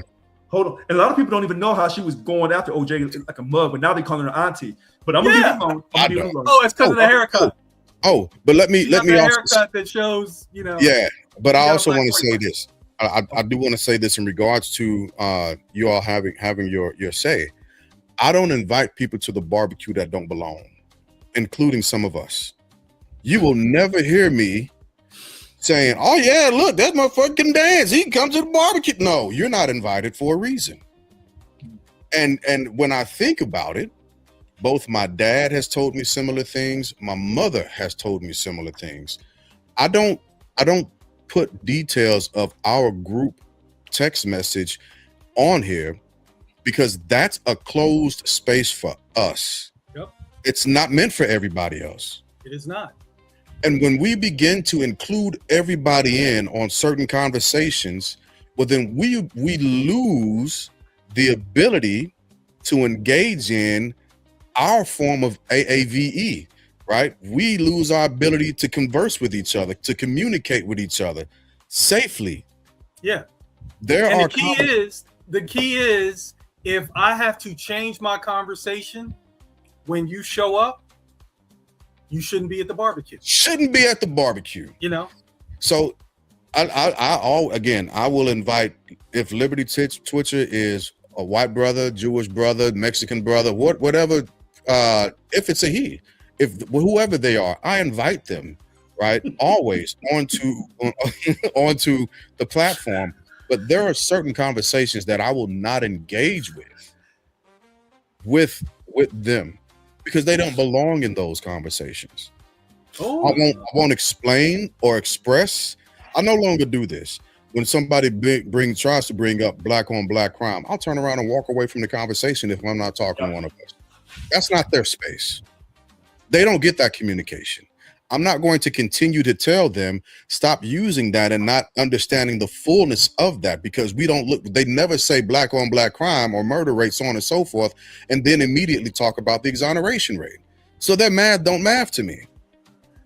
It's insufficient information that people purposely leave out of the conversation because they choose not to actually do what we do, which is bring up the documents that prove 58% of the death row inmates that look like us are exonerated, while the counterparts are still in the low teens. So there are things that I can't converse with them on until they've gone and decided to educate themselves on. I don't have the bandwidth to continue to do that, right? Even with some of us, there are some brothers where I'll get to a certain point, and after listening and talking and sharing ideas, I'll be quiet and I will just listen to what they're saying because I understand where they're trying to go and what they're trying to do. We all evolve at a different rate. We all get to certain places at a different time. And I can't force that on anybody because there are certain things that we have to have in order to get to a different position. We have to have pressure, we have to have stress, but most of all, we have to have experience. And if we don't have that experience, well, then the information that is being pushed out is almost useless, right? When I was in high school, and I'll finish with this. When I was in high school, again, the program that I was under was called the desegregation program. It's oddly enough, right? And I remember I was talking to Maya about this not too long ago. We had a classmate that would code switch at the drop of a dime. And I mean, one minute, he was a North Side kid. It'd be like, yeah, bro, man, blah, blah, blah, blah, blah, blah. Next thing you know, he turn around. Yeah, that's totally awesome. No. He was talking about the ants in France. Right. Right. Walk mainly on the plants. Mainly on the plants. So if trying to engage with him when he was there at that point in time and say, hey, you don't have to switch up because they are here, would have gone on deaf ears because he had to go through the experience of understanding it doesn't matter what I sound like. But you know what? I think, they tell you I think in the Bible, it tells you to not entertain fools, but yet in the same hand, you have to be able to articulate in controversial conversations up to a certain point, and versus just hearing something that you don't agree with and you just automatically shut down and ignore it. Because if that's the case, you can't pass no job interview. So it's that judgment, knowing when to exercise judgment in all things that you do, good and bad. Sure. Yeah, and I understand that the comfortability of expressing your specific jargon or dialect in different spaces and groups, because again, not everybody should be privy to who you are. There are certain sections of your personality, your person, your being that you're not supposed to share with everybody.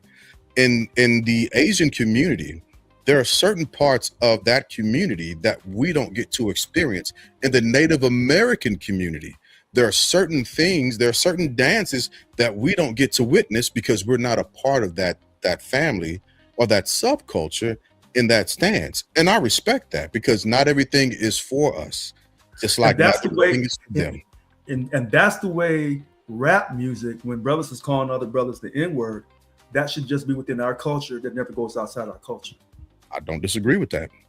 But So- getting back to Nolan. Yeah. But look, I want to read this. I want to read this Yeah, about what he yeah. said. I think maybe we should play this little clip. I thought for sure, but I could have heard this wrong, because sometimes our ears hear certain things. He said the Cajun Navy said that Nolan was discovered, and I put July 6, 2026, around 8:45 or 8:46 a.m., fully clothed and face down on the beach at the same location the GPS of the boys asking for boat assistance on July 4th, 2026. There's certain statements that are telling.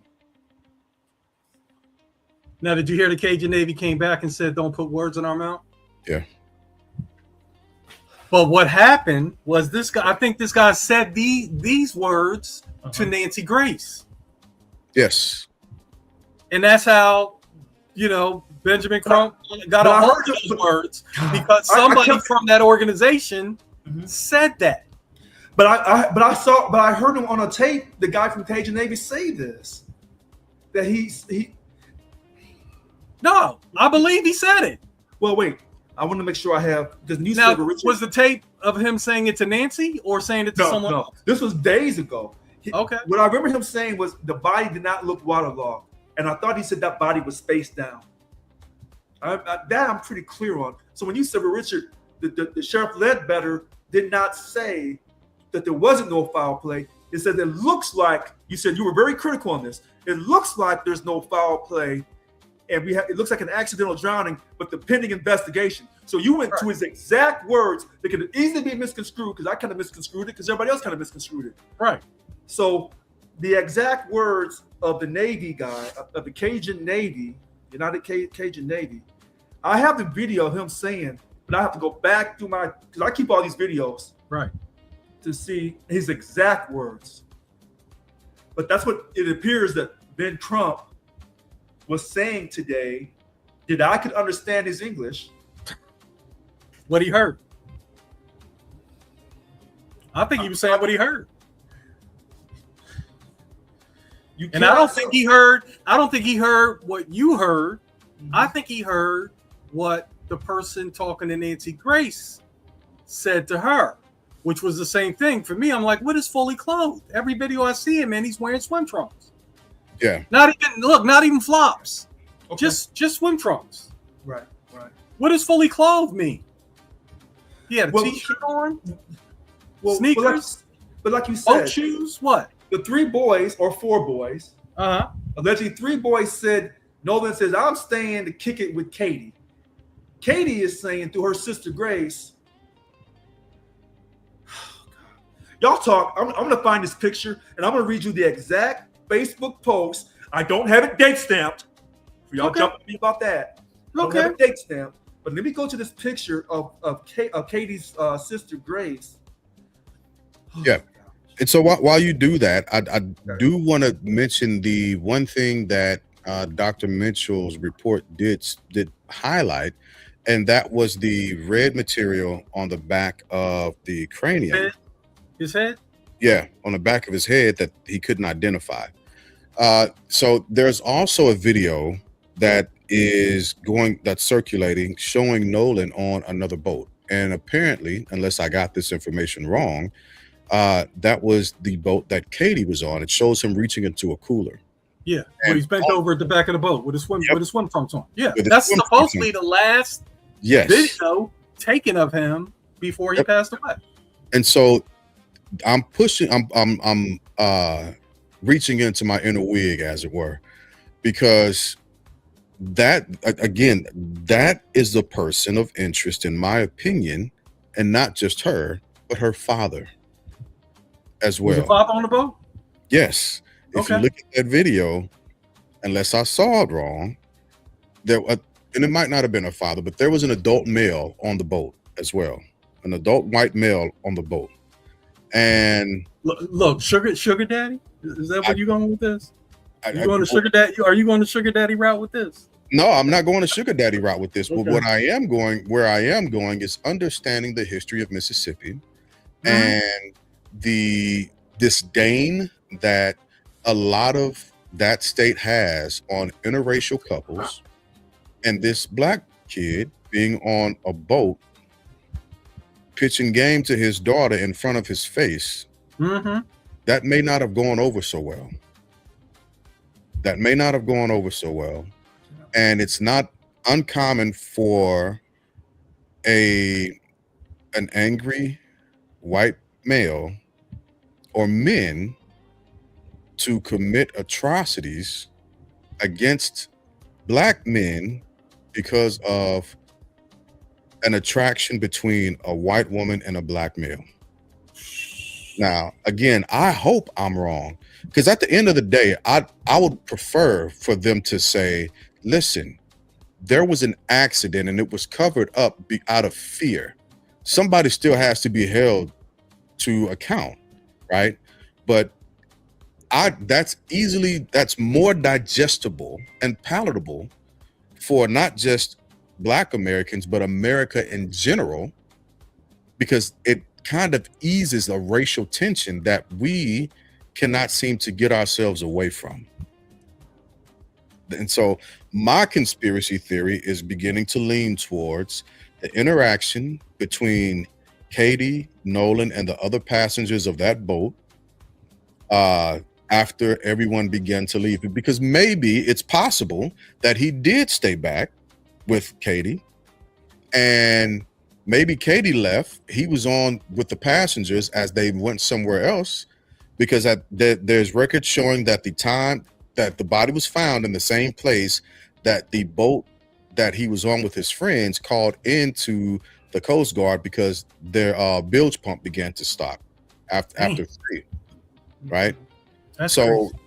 It's timelines are a little tricky, but the boat was in the same area that the body was found the day prior, and Nolan was last seen alive on that video in swimming trunks, reaching in that cooler, reaching down. For what type of beverage was he reaching? Hey, they were drinking. They were A wine drinking. cooler. Look, a wine cooler. Was he reaching for a wine cooler? Probably not. But hey, Right. I'm just So- that's my conspiracy theory. That's my opinion, and just like everybody else, we have a right to our own opinions and conspiracies. So here's the picture of July 10th when I saved it. This is Gracie McCormick. Katie had a conversation and assumed that Nolan was getting to get on the boat. He came out, and then it cuts off. Katie made it home because she was on another boat and with different people. Katie was safe because my brother and sister-in-law went and got her. Katie assumed the friends telling him to get on the boat wouldn't have left him. Let's go back for a second. Katie was safe because my brother and sister-in-law went and got her. Now, this great Gracie McCormick is Katie's sister. Yeah, So not much. it should have said Katie was safe because our brother, but she says my brother. All right. Katie assumed the friends telling him to get on the boat wouldn't have left him. Me and my family have talked, called, and are sending up prayers to bring Nolan home. Okay? I'm going to read that to you again. Me and my family have talked, called, and are sending up prayers to bring Nolan home. So I guess this is Gracie McCormick. We have given all the answers we can give to his mom and authorities. I don't ever remember Christine Wansley saying that she had talked to Katie McCormick's sister, Gracie McCormick. But some people have said that Christine and Elmore know more than they're letting on, and they're holding back information. Well, they would have to at this point. I think it would be wise for them to maintain a certain amount of information to be released for litigious strategic purposes, as well as for the sake of not giving too much information to the public that isn't sorted out just yet. Wig, I saw you come off mute for a second. What were you about to say? Particular state that is actually. Right, give me 1 second, Glass. Conservative. You listening to something? Was that Nancy Grace? But Was that Nancy? But the bottom line is today's press conference did not inspire or provide hope. And when me and Lynn are agreeing, that's not a good sign. It's not a good sign. No, that's a great sign. It's a great sign. I think That's it a is. great sign. When two intelligent brothers are in agreement, that's a great sign. And what's happening is this is why I took the position I took out the gate, because these types of things are built to drag on. Yeah, they're built that way, and so an inconclusive autopsy finding at this press conference is right on script, as far as I'm concerned. As far as I'm concerned, I don't expect this to be finished, working quarters before the end of the third quarter. I expect this to drip into possibly the fall. But let me tell you why I'm so pissed at Ben Crump. Mm-hmm. You come out of the press conference with the DA. You're actually holding hands with Christine Wansley, and then her husband's holding her hand on the other side. I'm sorry, you ain't holding my wife's hand. unless you my cousin, you may be Mr. Glass, maybe Lynn, but you ain't holding my woman's hand. Okay? Then you say that y'all, we just had a meeting. We're gathering all the evidence. Sorry, we're gathering all the evidence, and then the DA, she's gonna, give it to the grand jury. First of all, you don't need a grand jury indictment to make an arrest. That's the first thing. Mr. Crump, say that and stop misleading black folks. Because there ain't no guarantee with the grand jury indictment that you're going to find 12 out of 15, 20, or 25 good Mississippians, and 90% of them are going to be white folks. Is going to say, yeah, we got to indict them white boys. They went a little too far this time. Too far? In the state of Mississippi? Whatever. Okay, so you didn't do that. Now here's the other problem. If the body is found, whether it's face up, face down, clothed or no clothes, on the side of the island, and you guys tell me that Horn Island is federal, well then, if she's a state DA for Jackson County, but this is on federal land, then that takes a federal prosecutor for a grand jury indictment, I thought. Or am I only when there is an established crime. Right now, we're in this purgatory of, has a crime been committed? I believe once they come down on the side of foul play is what we believe happened, then I think the feds will enter and as they love to do, take over. No, if it's on Horn Island, they're already in charge. If they say foul play, but not if it's a drowning. If it's a drowning, they don't want anything to do with drowning. If the body is found on Horn Island, that's federal land. They automatically have control. Right, but I hear what you're saying. What I think you're saying, or what I'm understanding you, is they have control of a crime committed there. But do they have control of a drowning that occurred there? Yes. What's their control? Because it's federal. Right, but what's their control to announce that it's an accidental drowning? They have to seek the grand jury. Look, I could be wrong. Because if the state says we're seeking a grand jury indictment after all the evidence is submitted, then you're saying that the foul play happened on land? No, I don't think that's what. I think that's Crump once again using his tactics. First of all, is there a grand jury being assembled? His exact words. No, I know, but I know what his words were because this is what he does. Okay. And see, he's like, to me, a modern day Columbo sometimes. You ever watch Columbo? Yeah. And every murderer was like, this. He doesn't know what he's doing, and then catching me in this, and then he like, oh, just one more thing. Oh, you know what? Just one more thing. You know what? Hey, I got a question But though. there was one more thing that I wanted to ask you, and the next thing you know, credits. They don't even cuff the people in Colombo. Roll the credits. Yeah. Like we ain't wasting film, good film on the cuffing. Okay. We just, Colombo gonna ask that last question, and then we're gonna throw the credits up there and go to the next episode. So I think once a crime is established, because right now, what are you getting a grand jury for if it's a drowning? You're not. That was gonna take that. That was just gonna be my question. That's why I say I got a Right. question. Yeah. So if you got a grand jury, you looking to charge somebody? Right. That's the So only that's why purpose there for you is getting no, to my knowledge, there's no grand jury yet. Right. Because you got to fall down on a crime has been committed. Then you convene people for a grand jury and you start handing out indictments. Because now you got a little right. Because now you're gonna be like, well, who the suspects? Right. So it's a long ways before you get to a grand jury. You got to get suspects first. And that's what Liberty's also saying. The answer is yes. Yes. See, I just said this. No, you can't. Yes, you're right. You're right. You can't. No. Every time I say something, he comes behind later like he didn't hear what I said. He may not have. He might be jumping from platform to platform.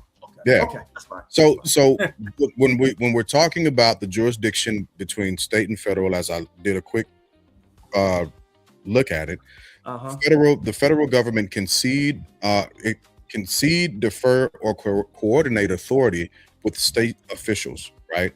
So they don't necessarily have to take over directly, especially in a case like this.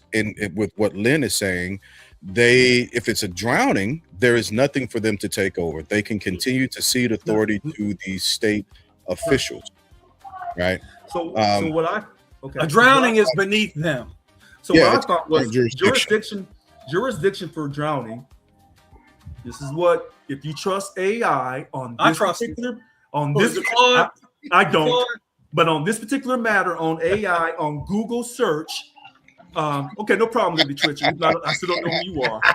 I still don't know who Liberty Twitcher is. So it says jurisdiction for a drowning on water near federal land depends on whether the federal property operates under exclusive or concurrent jurisdiction, and whether the water is legally considered a navigable waterway. In many cases, state and local authorities will lead to federal. So here, let me ask this other question. Y'all keep going. I'll ask again. Did you call him Ben? Did you call him Ben? No, y'all go ahead. I'm gonna ask this person another question. And So the answer to the Maya's second question. autopsy, to Maya's question, when she's asking was the autopsy inconclusive, the answer is yes. There wasn't enough information or body parts were missing that would have that the physician would have been able to go down on to get the answers, because the state is still holding on to those body parts. But foul play cannot be ruled out. Cannot be ruled out. And then I read it again, and then it said it involves a coordinated effort between both federal and state, though primarily investigative jurisdiction usually falls to the local county sheriff's department. I fall back. Okay. Yeah, it's concurrent jurisdiction, right? Okay. And if it comes out to being that there was foul play, the jackets going to show up then. The jackets will show up. Yeah, that's when the jackets will show up. Yeah, because now they're saying even for depth investigations, because Horn Island is federal property, the local county sheriff or Jackson County, because I was calling it Jefferson County, I was wrong. Jackson County Sheriff's Office, because of Jefferson City, Missouri. Yep. So Jackson County will act as a primary investigative agency. I think what I'm really upset about is, Mr. Trump, your English is horrible, but mine's no better on most words. But I can articulate whether I'm happy or whether I'm upset. No one doubts what I'm saying, and I'm quite clear. My thing is, you have a lot of black people who are uneducated, who don't know a damn thing, and they're relying on you to get justice for Christine and Elmore Wansley over Nolan Xavier Wells, their child. And when you're trying to play this cat and mouse game, these checkers, or playing this chess game with people who don't even respect you, I'm guessing, I could be wrong, but going by historical evidence, Mississippi doesn't treat black people with fairness and respect. Well, when you're talking to black folks, trying to keep them inspired about this case, you have to be kind of transparent and open and honest.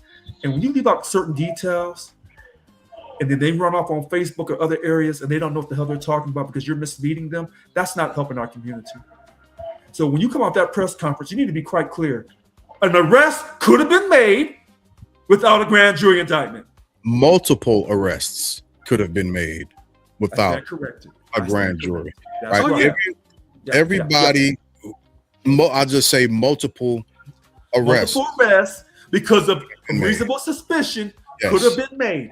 But in this case, I imagine there's not enough reasonable suspicion for the DA to make arrests or multiple arrests regarding the mysterious death of Nolan Xavier Wells. Stop right there. Point two.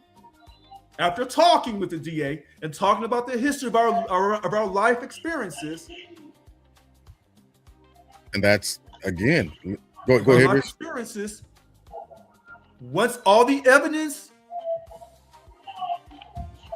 is put together, the DA will send it to the grand jury to see if there's going to be an indictment. He doesn't say she's going to submit to a grand jury where there could be possible for the grand jury to say, we have 12 jurors out of this many that's going to say, do the indictment. Or there may be no indictment. Tell the whole truth or sit down and don't say shit. Because you got black folks thinking, yeah, they're going to go to the grand jury and then they're going to arrest somebody. No. But because Mr. Trump didn't give it to you straight, because he's trying to sell some tickets. Yeah, he needs you to listen. He needs you to tune back in. Golly, man, he needs you to tune back in. If he give you everything today, you're not going to tune into his next one. You're like, oh, I already know everything. I ain't tuning into this one. So you got to keep tuning in to what he's got to say. Black people on Facebook thinking this is going to be an harassment. Yeah. The white folks on Facebook, even the prejudiced ones and the racist ones, like, you're stupid. And you're right. That's the game. What got me inflamed. That's the game. You know why Jerome Powell didn't get a lot of coverage as the federal chair? That chair. Yeah, because he didn't have the show for everybody. Jerome Powell was a straight shooter. It was always about the numbers, and if it didn't make dollars, it didn't make sense, and he didn't waste a lot of airtime talking about anything surrounding it. Right?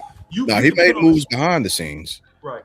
But he didn't waste a lot of airtime getting to the point.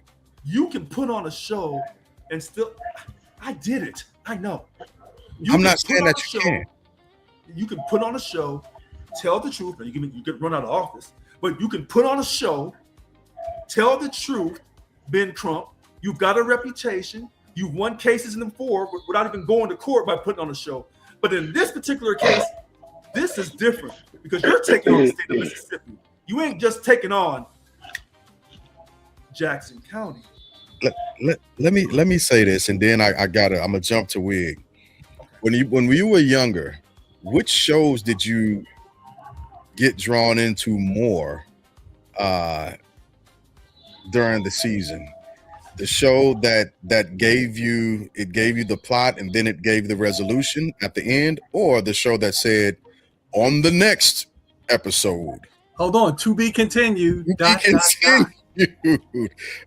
Don't forget the ... Yeah, gotta keep, because I might not have tuned in with just to be continued, but once I saw the ... Mr. Glass. Damn. Mr. Glass. When's the show coming on next week? Exactly. Hold on. I'm not dating Carrie Champion. I'm dating Shamika. I'm getting it tonight. Yeah. Okay. Carrie Champion be like, oh, you'll wait for a period of time to earn this. I'm dating Shamika. I'm finding out tonight what the game plan is. Okay? I don't disagree with what you're saying and the sentiment behind it. What I am saying, however, is unfortunately, in all of these cases, and this is why I can't refute what y'all are saying about Brother Crump, is because you're spot on. There's a showmanship behind all of this at the expense of Black Americans, unfortunately. Look, at the expense of the family. At the expense of the family. At the expense of the family. Yeah. He's dragging this out. Right. He's not a poor man. And he understands that there's a show to be had with this unfortunate situation. And the reason why we don't like it is because we understand that these are real people suffering in real life. It's not just a TV drama, and we need the truth. We need the truth. That's not the point. The point is you can put on a damn show and still tell the truth, the whole transparent truth, and still put on a show. It's about your creative. You can be creative and put on a show and still be talking about the righteousness of God. Trust me, because the Black minister, 52 weeks of the year, put on a show. I'm not disagreeing with Will you come back next week? Don't know. That's what he wants. Yeah. He wants the ... If he gives you everything this episode, you may not watch next week because you're gonna be like, oh, it's gonna be a whole new story next week, and I don't even know if I want to get drawn in. But I did want to listen. I did want to bring you guys bring up a case in Mississippi. Okay. That just turned around. There was this woman, Tamisha Shelton, Mississippi mother of 4.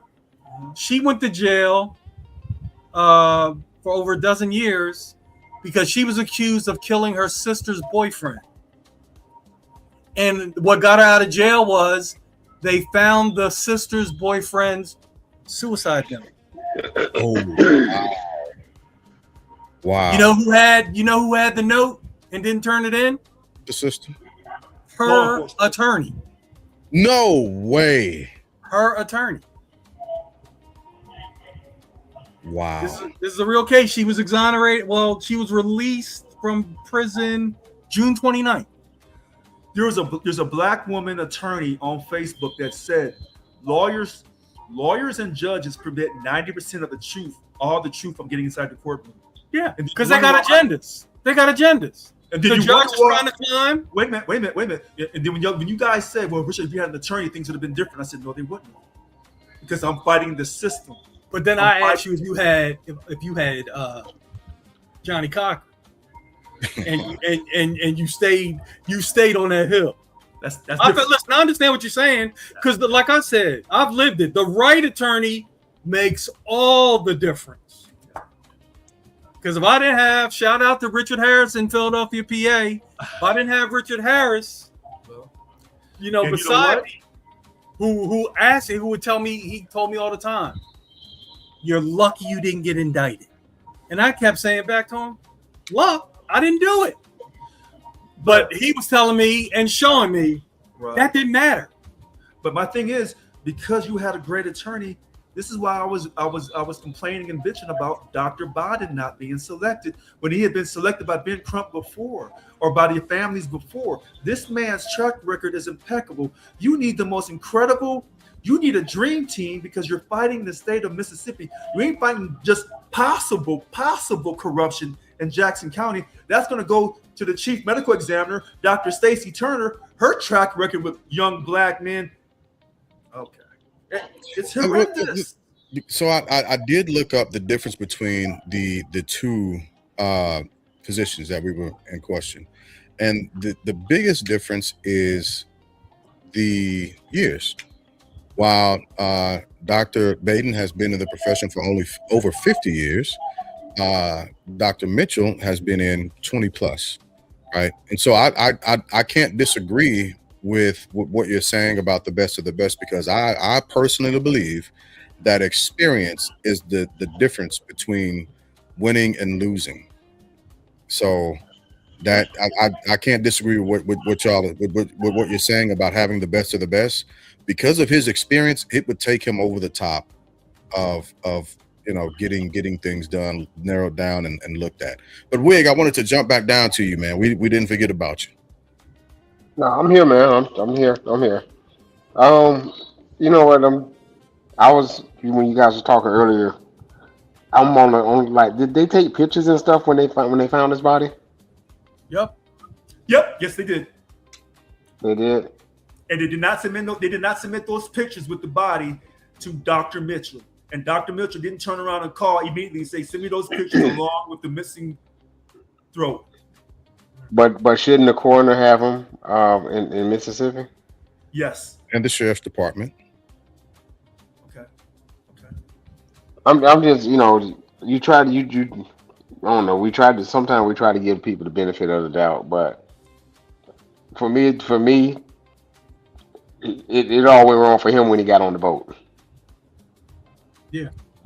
That's where it went wrong for me. Everything after that was downhill. Everything after that was planned. Whether it was a ritual or whatever they was doing, it was some type of a plan. The only one that didn't know about it was him. So it's about the cover up now. That's now, just the me. good news, Wig, is that when you have that kind of a scenario, somebody's gonna crack. Yeah. Somebody gonna get arrested. Somebody gonna find Jesus. Somebody gonna tell their mistress. That's what always happens when you have a bunch of people in a crime. You know, in a crime. But the crazy part about the crazy. Yeah, go ahead. I'm sorry. The crazy part about that is you gotta want to find the person that did it. Mm-hmm. That's where it started right there. Yeah. You know, so I don't know. Like I said, I feel sorry for the family. And as far as being Crump, listen, if you let he been talking crazy ever since Trayvon. He's a lawyer. Yes, he's a lawyer. But I would never depend on being Crump to put a full sentence in place for me. Y'all on my man's speech, man. Goodness. And listen, it's true, but he's better than that government person on the other side of that. Oh no. I'm definitely. I mean, he's definitely. You know, even though he's getting something out of it, he. You know, I would pray that he definitely has their best interest at heart. Do he put on the show sometime? Yeah, he never really shied away from a camera. I give him that. He ain't shied away from a camera. But at the same time, when they prosecuting us, they don't shy away from cameras either. And I feel like the reason why Mississippi is holding their cards close to their vests, yes, is because of his showmanship.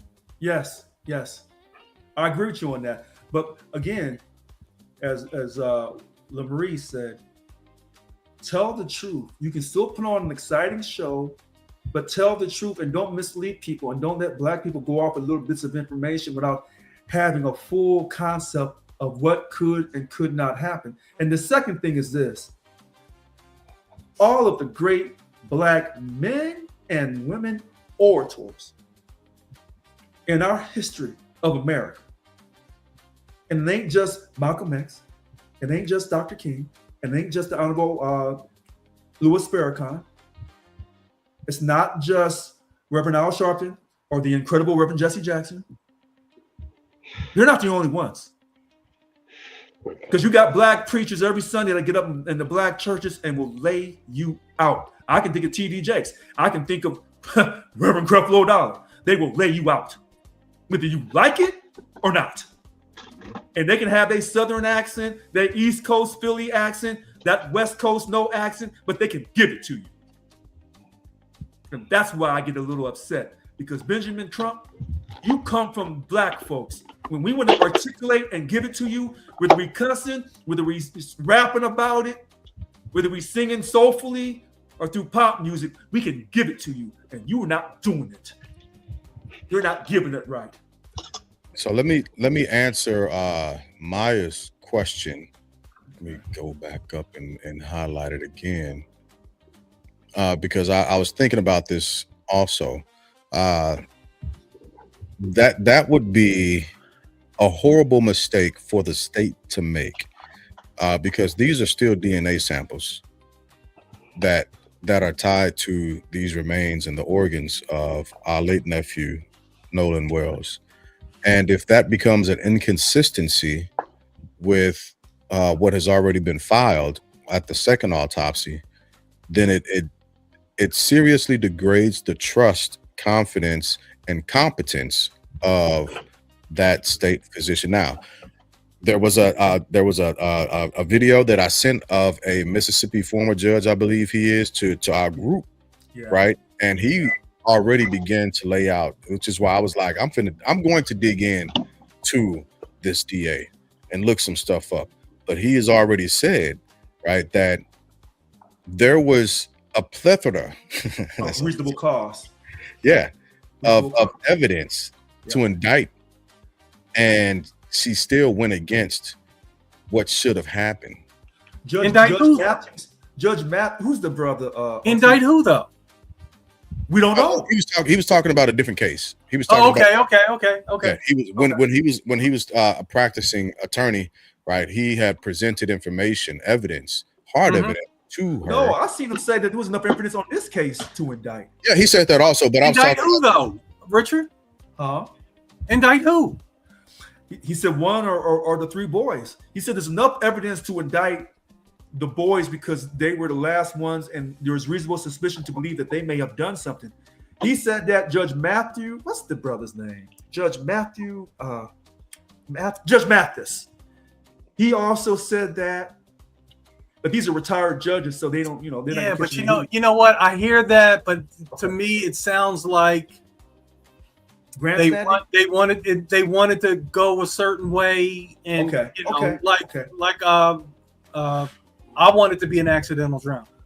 I do, and but I tell you what, I feel like blood alcohol content that should have been is about to enter the conversation. That was one of the first things that I wanted to bring up when we began to talk about this situation, because everybody involved should have been taken to the station and been tested that very night for blood alcohol levels. Here's the problem. When they had the party and everybody was yelling and somebody said, "Give me my freaking phone," that was Nolan. I don't care what the other dude said that was him. Tristan said that was him, not Nolan. Yeah, Tristan also said he was the best friend, and then Christine Walmsley said, "Dude, I don't even know you." How many of them showed up to the funeral?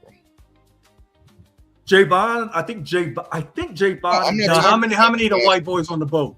Yeah, none of them. Exactly. I thought the one that interviewed with Warren Hudson. I thought he was there. No, Warren Hudson. I thought I heard him say he was there. Wait a minute. If I'm wrong, then I'll apologize. No, I don't. See, I don't know. Yeah, I don't think I'm on the record as I don't know if he was there, but I thought I heard him say that to Officer Tatum. But I could be wrong. Okay. No, you may be right. Here's what I do know about telling the truth. Don't come talking about white folks and all the lies and manipulations they've done if your ass ain't no better. That closed casket tells me that body wasn't even in that casket. See? And I knew that the body wouldn't be in the casket, and I knew the casket would be closed. Now, I'm guessing, because I have no evidence to say that the body wasn't in the casket. But my gut tells me that body was not in the casket. In fact, you know how when they have these big, massive funerals, before they have the repast, they make the long parade to the cemetery. And you will see with the white folks, long live the Irish, playing on bagpipes. And if a policeman gets shot in the line of duty, they're playing on bagpipes, they're hitting that salute. It's raining. It's always raining. And they drop that body into the ground and they shoot them guns. And they'll let you know. Give a flag. So-and-so to the wife, Officer so-and-so, you'll never be forgotten. And they drop you in the ground. But you didn't see that shit with Nolan Wells. I didn't watch it on purpose. Yeah, I didn't watch the funeral. Yeah, I didn't watch it. So I was watching. I saw the clips, but I didn't watch it. Yeah, so I was watching it because I wanted to hear how they talked.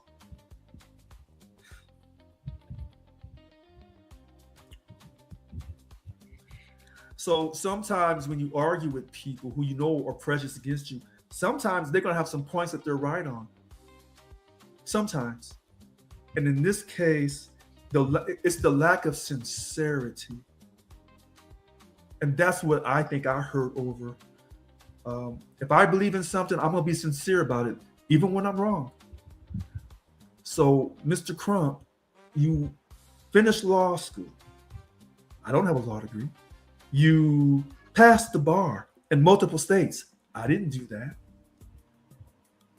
So you're well accomplished. But some of the basic, simple things in life about being truthful and sincere, you cannot do. You're lacking in those areas. And then you want to talk about, you want to represent the community?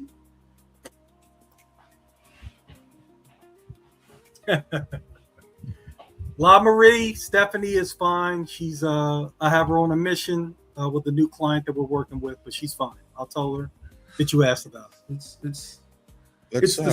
Because and here's the problem. We can't even guarantee that another situation of a young black man. See, this is why I was so upset with Lynn about the boycott. When black folks don't fit about the Voting Rights Act, Section 2. Oh, and so me and Lynn were arguing about. I said, none of you black folks, none of you black boys play for those southern schools. Okay, so Lynn said, no, Richard, can't do that. I said, okay. No, you can do that, but what I was just setting your expectation that it ain't gonna happen as a rule. It may happen as an exception. No, but it ain't gonna happen as a rule because we back to money. Right, but let me tell you how this comes full circle. You were right, but as long as I can drag your ass, call you the N-word, quote thug, and treat you any kind of way, and I know you will continue to play sports for me to entertain me, while your other dream, your aspiration is to call each other the N-word and demonize black men and women, I got you right where I want. Yeah, but now you gotta pay me. And listen. So I have a cousin. They're twins. One's still playing at UCF, and one is now actually he's in my business now. So I'm mentoring him, which I know I'm going to be successful with that. But I had to school him on NIL. Do you know where NIL was born, Richard? The South? Temple. California. Oh, I ain't surprised. And you know who was at the head of that? Don't say Gavin Newsom.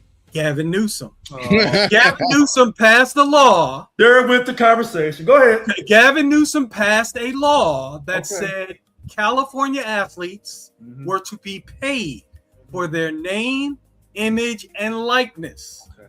So once he did that, hold on. Okay, go ahead. Once he did that, the NCAA had no choice but to open it up across the country, because if not, everybody would have played where? In California, because that's the only place that you can play and get paid. So Gavin Newsom was the one that started NIL. Right. So great for Gavin. I'll never vote for Gavin Newsom for any office. And even though you don't have sports gambling here in the state of California, thanks to Gavin. But a side note. Now, these same black boys who went to this funeral, who played on the sports team at Mississippi Southwest Community College, you're going to go right back to practice. No, damn well that something mysterious happened. And maybe you know, but you ain't running your mouth about it. And the rest of you black boys in the state of Mississippi playing for, Ole Miss. Mississippi State. Is Ole Miss, University of Mississippi, is that Ole Miss? Yeah. Okay. So Ole Miss, Mississippi State, you will continue to put on a show like Ben Crump. And you'll tune in next week. And that tells the white folks, we can kill you, drag you, if there was foul play, we can do whatever we want to you, and you'll continue to take your black ass out there and play basketball, football that I allow you to play, because these Yankees Because these Yankees made me pay you. Before Gavin, what you're saying was real strong. But now that you got to pay a brother, it's different. That changes the conversation. I'm only paying my property. Listen to this. Hold on, Mr. Medeiros. I'm only paying my life insurance on this chattel property because these other ignorant ass white people are making me pay for it. Not because I want to. How's that? Yeah. But I ain't playing for you. And see, listen. what this does for the black athlete and the SEC, which I don't know if you heard, but they were talking about secession this week at their annual meeting. Imagine that. Not going to happen. But anyway, at least I don't believe it'll happen. But anyway, now a black athlete in Mississippi State or Ole Miss has the added leverage of saying, and all that stuff to be going on down here in Mississippi, my family really don't want me to play here. And then that all of a sudden those stacks get higher and higher and higher. The quarterback for Ole Miss is a black brother, Chambliss, who had to fight tooth and nail for this 6th year. Again, when you are willing to be paid at the expense of Christine Wansley's son, Nolan Xavier Wells, from Seeking Justice, I can't get down like that. I'm sorry, you can't pay me. I know. You can't pay me. But you're the exception. The rule is I'm gonna get paid. Well, because I don't believe Nolan Wells would have not got paid for me. And that's a real thing. I didn't know Nolan. I didn't know Nolan, and Nolan didn't know me. Yep. So I don't believe he would have did this for me. And then you have the person who says, I believe he would have did this for me, but I'ma still get paid. Yeah. Got that person too. Did you know what, Mr. Medeiros? And hold on. What happened to Ryan Clark this week? Oh, you know he was getting fired. Oh, you knew that. No, but guess who was the one that was talking about what you're talking about? He was the one, and see, they don't talk. See, you know what they went to? They went to some damn argument back in September of last year. Yeah, Schrager. That ain't what got him fired. That SEC boycott nonsense is the reason, but you can't say that. That's right. So they pull out this tape because he went in on dude because he never played, right? But then later that day, he apologized publicly and privately. And his apology was the kind of apology that you want. He said what he said was wrong. He said he was sorry for it. Right. And he was going to raise his level of professionalism to make sure that it never happened again. That is the ideal apology. Correct. But that is what people are using to justify him being fired. Something from September of last year. So Lynn. But what it is Lynn, the boycott. Oh, Lynn, remember I tell you, James, I said, when me and Lynn agree too often, you know how tough it is? I won't say how bad it is. People lose the show, Jay. The people Listen. By him saying that, and he's right, because actually, the conversation with Ryan Clark went way back before then. So he said some stuff about black folks, and he was being pro-black. And I said, "Oh, you won't last long on ESPN." He's been saying it for years. He also said Tom Brady was not a generational talent. Cut him. So get rid of him now. So he's messing up the ad money. He's messing up the ad money. He's messing up everything. You know, he how he made 11 years is beyond me. Because I never thought he was the best analyst. I thought Sterling Sharp, that cat was phenomenal. But you know what? Ryan got 3 Emmys. Okay. He got 3 Emmys. He got fired during the show that he just won an Emmy on. Yeah. Live. During the show. Yeah. That's highly disrespectful. But this goes back to you don't have no black community.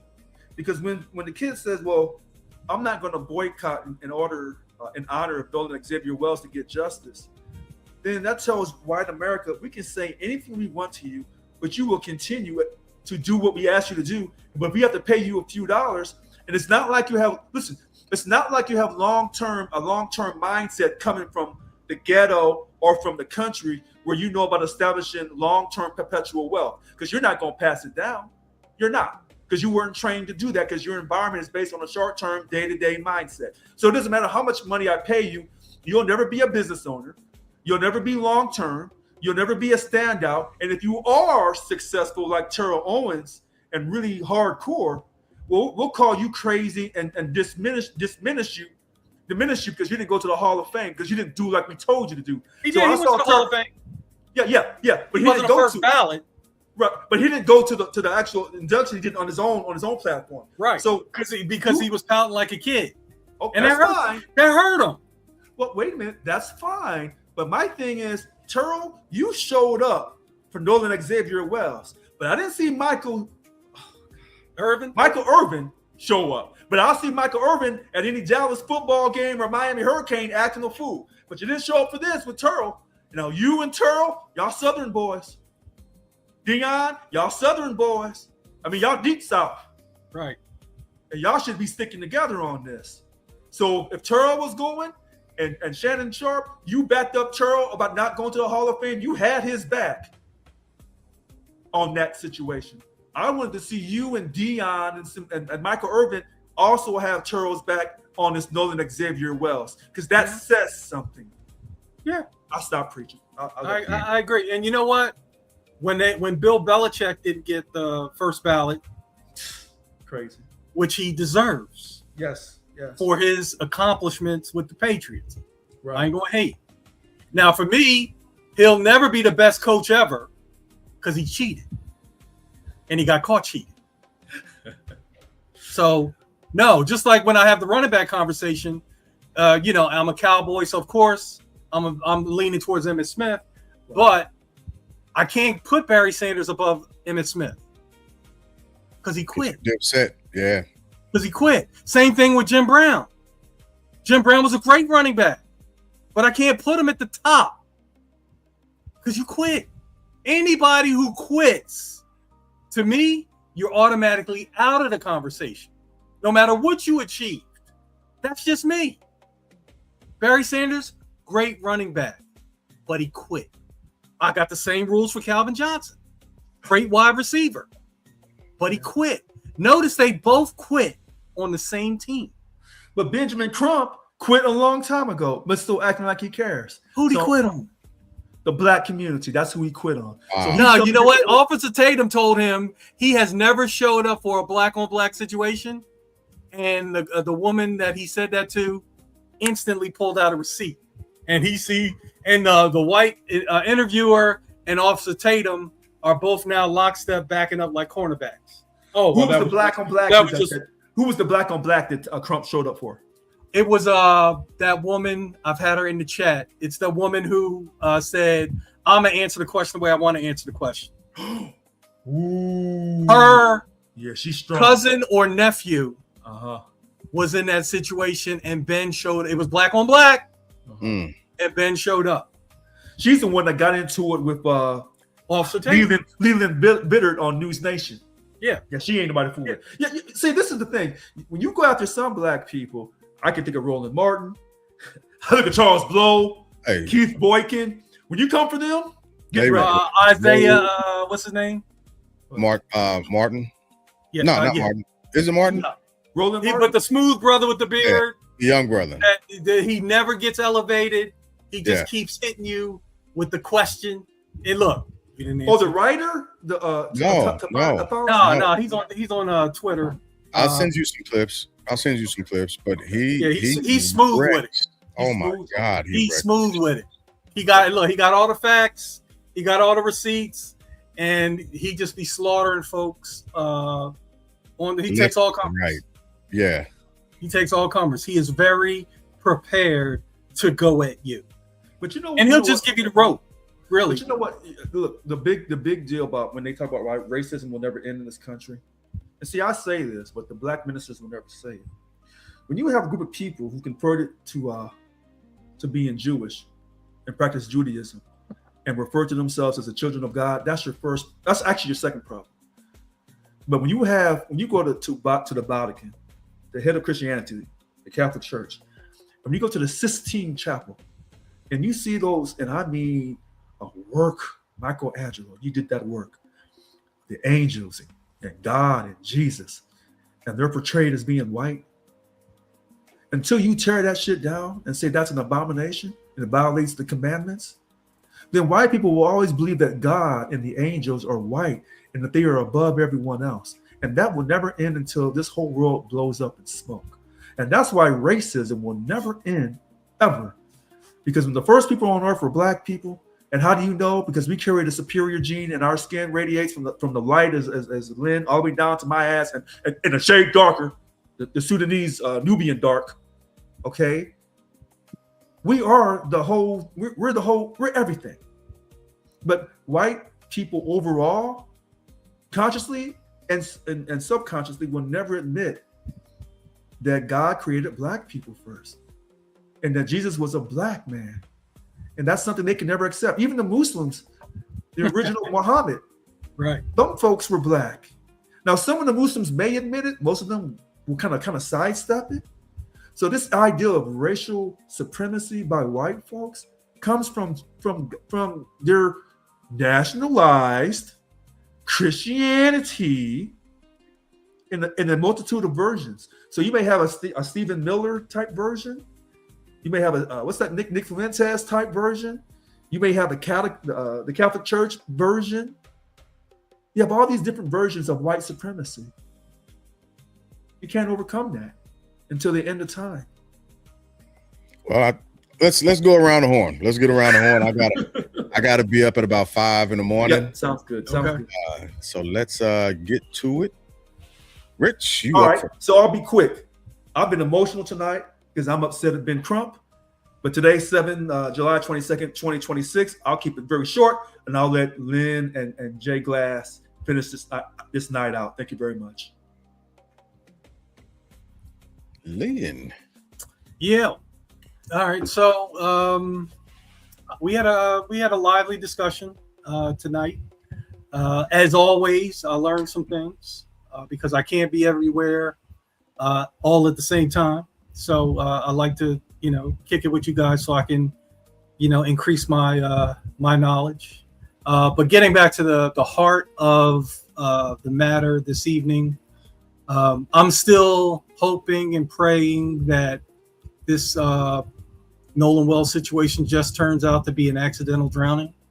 But as it drags out, you can see where if there is some conspiracy or nefarious things going on, you've been giving no information to squash that belief. Like if you're on that conspiracy, murder, Wig is talking rituals, all of that stuff is in play, unfortunately. And I'm just hopeful that we get the truth, and that the truth is that this young man died accidentally. I think the blood alcohol content readings, because one of the things that when Jay Glass was talking about, they all should have been tested for their alcohol level immediately. Unfortunately, that was never going to happen. The only one who retained their level of alcohol consumption is the dead body. Yeah. Everybody else, by the time that body was found, even if they had alcohol in their system, it could have been from another part, right? Because they left in the afternoon. They probably, was out doing more stuff that evening, and then the next day, and then Monday, you find the body. His BAC is intact in his skin, in his DNA, and all that stuff. Theirs is long gone.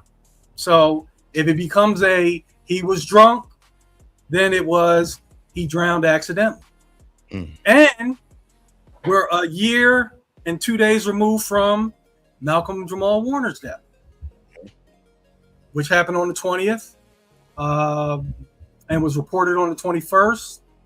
And now I'm having conversations with my clients about the fact that his wife is suing the mom. Yeah, I saw that. Because the mom has a family trust that was established in 96. And the stuff that Malcolm promised his wife, he died suddenly and didn't fulfill those promises. So now the widow is suing the mom for $1.2 million. And I think she's going to be on one of those morning shows tomorrow. Good Morning America or Today or whatever. So we're about to get some stuff from that. But that goes into, just things happen. And nobody questioned Malcolm Jamal Warner's death. He drowned. Pull him out the water dead. He drowned. He's with his wife and his kids and whoever. Now we have this gentleman hanging with his friends, because with all of us being military, I had every type of friend you could one of my best friends while I was serving was a Korean dude, and I'll never forget. He took me to his house one weekend, and he had his sister was drop dead gorgeous, and the way he talked to his sister, I almost wanted to fight him. But it was sibling stuff. Yeah. But I was like, yo, Cole, chill on her, man. She's so nice. His mom didn't speak English, but she treated me like I was royalty. We left his room like a hurricane hit it. When we came back later that night, all of my stuff was folded, pressed at the edge of the bed like she was in the military. But funny conversation. So my Korean friend loved blonde girls. So I'm in the back seat with him. His dad, who owned 2 or 3 Korean restaurants. You know what he told his son? He said, "You have fun with those blonde girls right now. Mm-hmm. But if you don't marry a Korean woman, this on your ass. You ain't getting these restaurants." Yep. And he said it in English. He could have said that in Korean to him. He said that in English so I could hear it. He said it. And I was like, and look, so Ho knew the deal. I keep saying his name. My bad. He knew the deal. Yeah. He knew the deal. So he kept hitting his Beckies. But guess what he didn't do? He didn't marry one of them. So this stuff that we talk about, this happens in every culture, every family to differing degrees, because I don't mind his Korean father wanting to have Korean grandbabies, and leave his legacy of restaurants to his Korean son. I don't have any. Look, that's what we should do more of that. Absolutely. We should do more of that.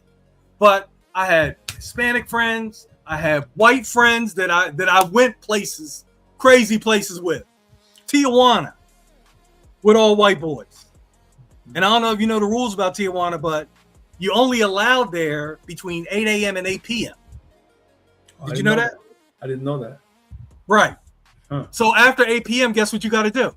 Cross back. Oh, you can't. You stuck. You got to hang out all night, player. That's what you got to do. And once again, here's the game. So Jay, if I'm crossing the border at 8:05 a.m., where was I? Oh, I know where you were. I know where I was in Tijuana after, when I shouldn't have been. Hours, yep. But as long as I cross between 8 a.m. and 8 p.m., the MPs didn't say a word. But they know. But I'm playing the game. Had I crossed back over at 9 p.m., trouble. And everybody knew the rules. That and don't go to the donkey show. Don't go to the donkey show. Because your people is in there waiting for you to go into the donkey show so they can write your ass up. So don't go to the donkey show. But I'm not even going to ask what the donkey show is. I don't want to know. You know what the donkey show is, Richard? We'll talk about it in text. I don't want to know. But don't go. I don't want to know. And I don't know about you, Jay, but I never went. I never went. It sounds like something from of the movie Godfather 2. No. What, a horse head in the bed was Godfather 1.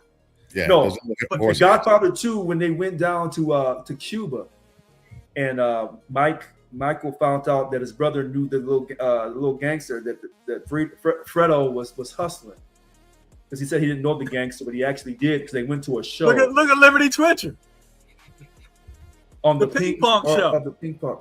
Yeah, now I can only imagine what that is. Okay. Yeah, I'm guessing it's a lady with a certain set of skills. With ping pong balls and eggs and a table ain't involved. A table is not involved. Okay. There's no opponents. All right. No paddles, no paddles, and no net. All right. But my point is, I've been blessed to have significant friendships from all races, you know, and what's occurring in this Nolan Wells situation is a reason why I would never want to live in the South. Like, Houston is not the South. If it was, I wouldn't live here. Houston, they speak over 140 languages. That Houston is diversity personified. It could be one day the third largest city in America. Right now, sitting at fourth, but it's the only city that can continue to grow out. Yeah. Chicago can't do that. Not enough land. Yeah. LA can't really do that. They New York can't possibly do that. But Houston is the only one that can continue to just the landmass. Yeah. Yeah, and grow out, and it can grow up. Yeah. So I'm blessed to have lived a life where I've been exposed to different walks of life, different cultures. Learn other people's game. You talked about code switching. Some black people think we're the only ones that code switch. No. What if you're Hispanic and English is not spoken in your house, but you work in corporate America? Wow. You code switching every day. Yep. Every single day that you go to work. Because ain't nobody trying to hear Spanish from you at the job. And ain't nobody trying to hear English from you at the crib. Yeah. So that's why I always ask people to open up your mind to the possibility that, all of us have this stuff. I remember I was hiring an Indian kid and I was asking him about talking to his parents, friends, and family. And he was like, oh, my parents' friends won't help me. I said, why not? He said, because in our culture, you never want your kid to do better than another kid. You never want another kid to do better than your kid. Right. So his parents' friends who have kids aren't going to help him launch his financial services career. And he was right. I saw it. I witnessed it. This is Indian? He was Indian. He was Indian. And good guy, came from money, but he just couldn't branch out from that situation. So I had to eventually let him go. But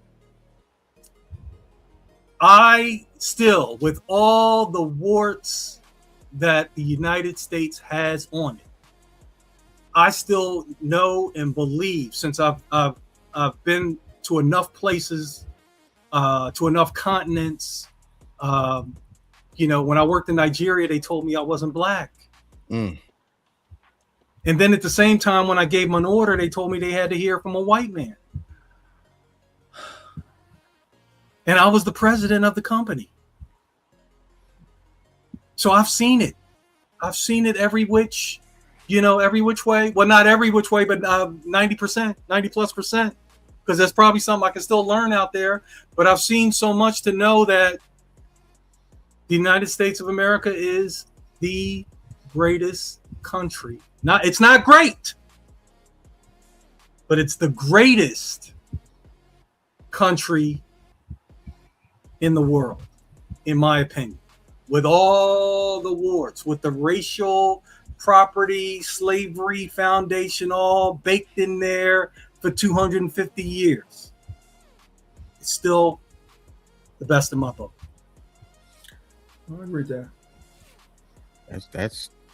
I agree with that.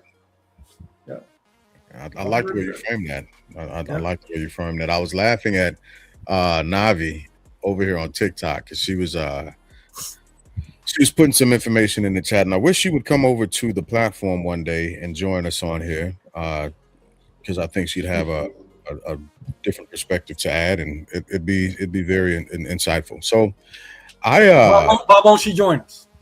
She's usually over here on TikTok. That's the only reason why I know off the top of my head. No different. Yeah, Navi, why don't you come over here and join us? You're always invited. I keep telling people.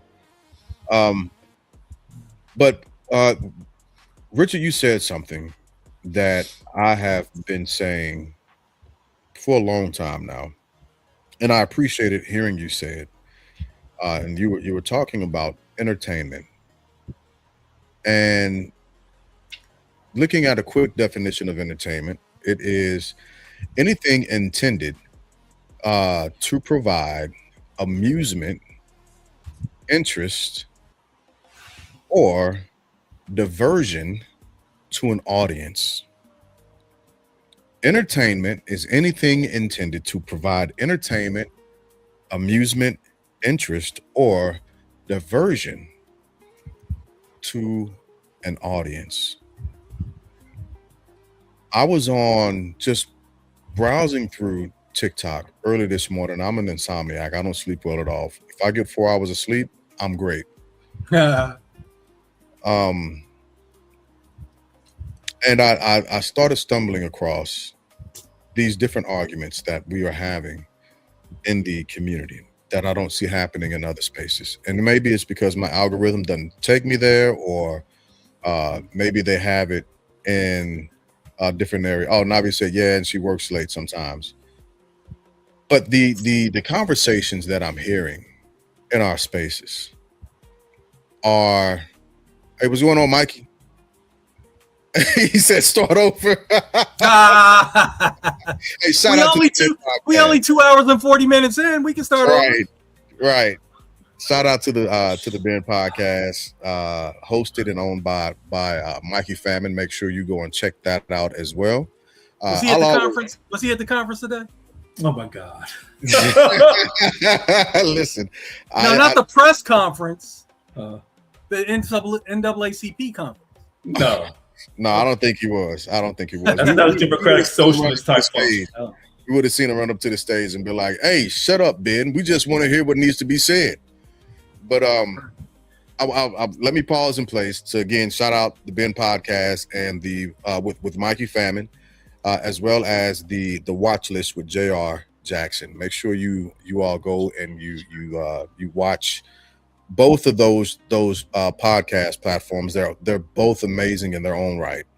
But Glad put the links in our group chat. Okay, I will. I definitely will. Thanks. Oh no, nursing a pinched nerve. Yikes. But entertainment is anything intended to provide enjoyment, amusement, interest, or diversion to an audience, right? And going back to these conversations that I'm hearing in these social media places, these echo chambers, as it were, because none of them really like to actually have diverse discussion. And as soon as you begin to disagree with them and you give your evidence, they block you. But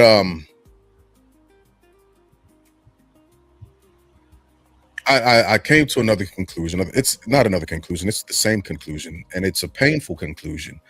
And I keep coming to it, and I keep testing it because I'm hoping that we move this measure away from us, and we're taken differently. We have to, as Black people in America, stop simply being entertainment. We can't simply settle to be the entertainment branch of our society. We have to be the owners. We have to be the developers. And we are that. We absolutely are that. But that's not the story or the narrative that's being told and sold. We're being told, packaged, and put out as a product of entertainment. And what I have to make sure I say and I sound the alarm on is that it's not white people doing it to us. It's us. And I've said these things before. I hope we get out here in these social media places and spaces and in real life, and we begin to boycott these FBA conversations. I hope we begin to boycott these platforms that continue to diminish Black love and pit Black men and Black women against each other as if we are animalistic in nature and that's all we are. As if we don't have the propensity and the capacity and bandwidth to love each other. As if two brothers can't form a strong bond of brotherhood and love each other and respect each other and want each other to do better. As if a black man and a black woman can't engage with each other in a positive manner without being in competition with each other. It's becoming disgusting. Our children are dying. Policies are being written to displace us. Our national savings is going through the floor. Our ability to bury our own is becoming once again a form of entertainment through GoFundMe. We've minimized ourselves to these spaces, and it pains me. Because as soon as we begin to advocate for each other, as soon as we begin to take each other seriously,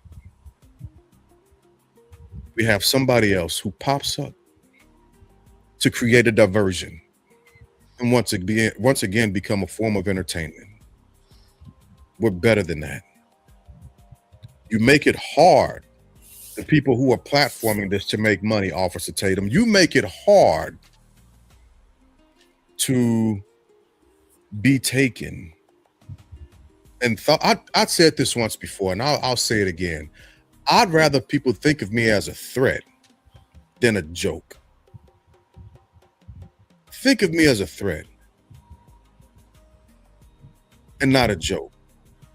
Nobody takes a joke seriously. Nobody's guarding themselves against a joke. Nobody is putting up safeguards in their family and locking their doors because a comedian or there's a joke being told. But as a threat, oh, now you gotta do some shit. You've got to do some shit. Take me as a threat. For everybody who was participating in a serious manner and fashion and pushing this pseudo narrative, this fictitious misnoming, this atrocious entertainment of black people that are black people, shame on you. And I hope you're not able to rest well at night. And I hope any monies that you make from this burn a hole in your pocket and you fall into debt. You're not doing us a service. The midterms are coming up. Instead of talking about people going and registering for voting, you're talking about what a black woman brings to a table. Shame on you. Instead of saying, hey, we are dissatisfied with the showmanship of Ben Crump when it comes to the second autopsy of our late nephew, Nolan Wells, you are talking about what black men provide. Shame on you. We've got to do better. And if you hear this and you get pissed off because of it, good, because I'm talking to you.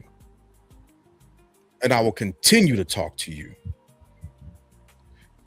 Platform getting life insurance.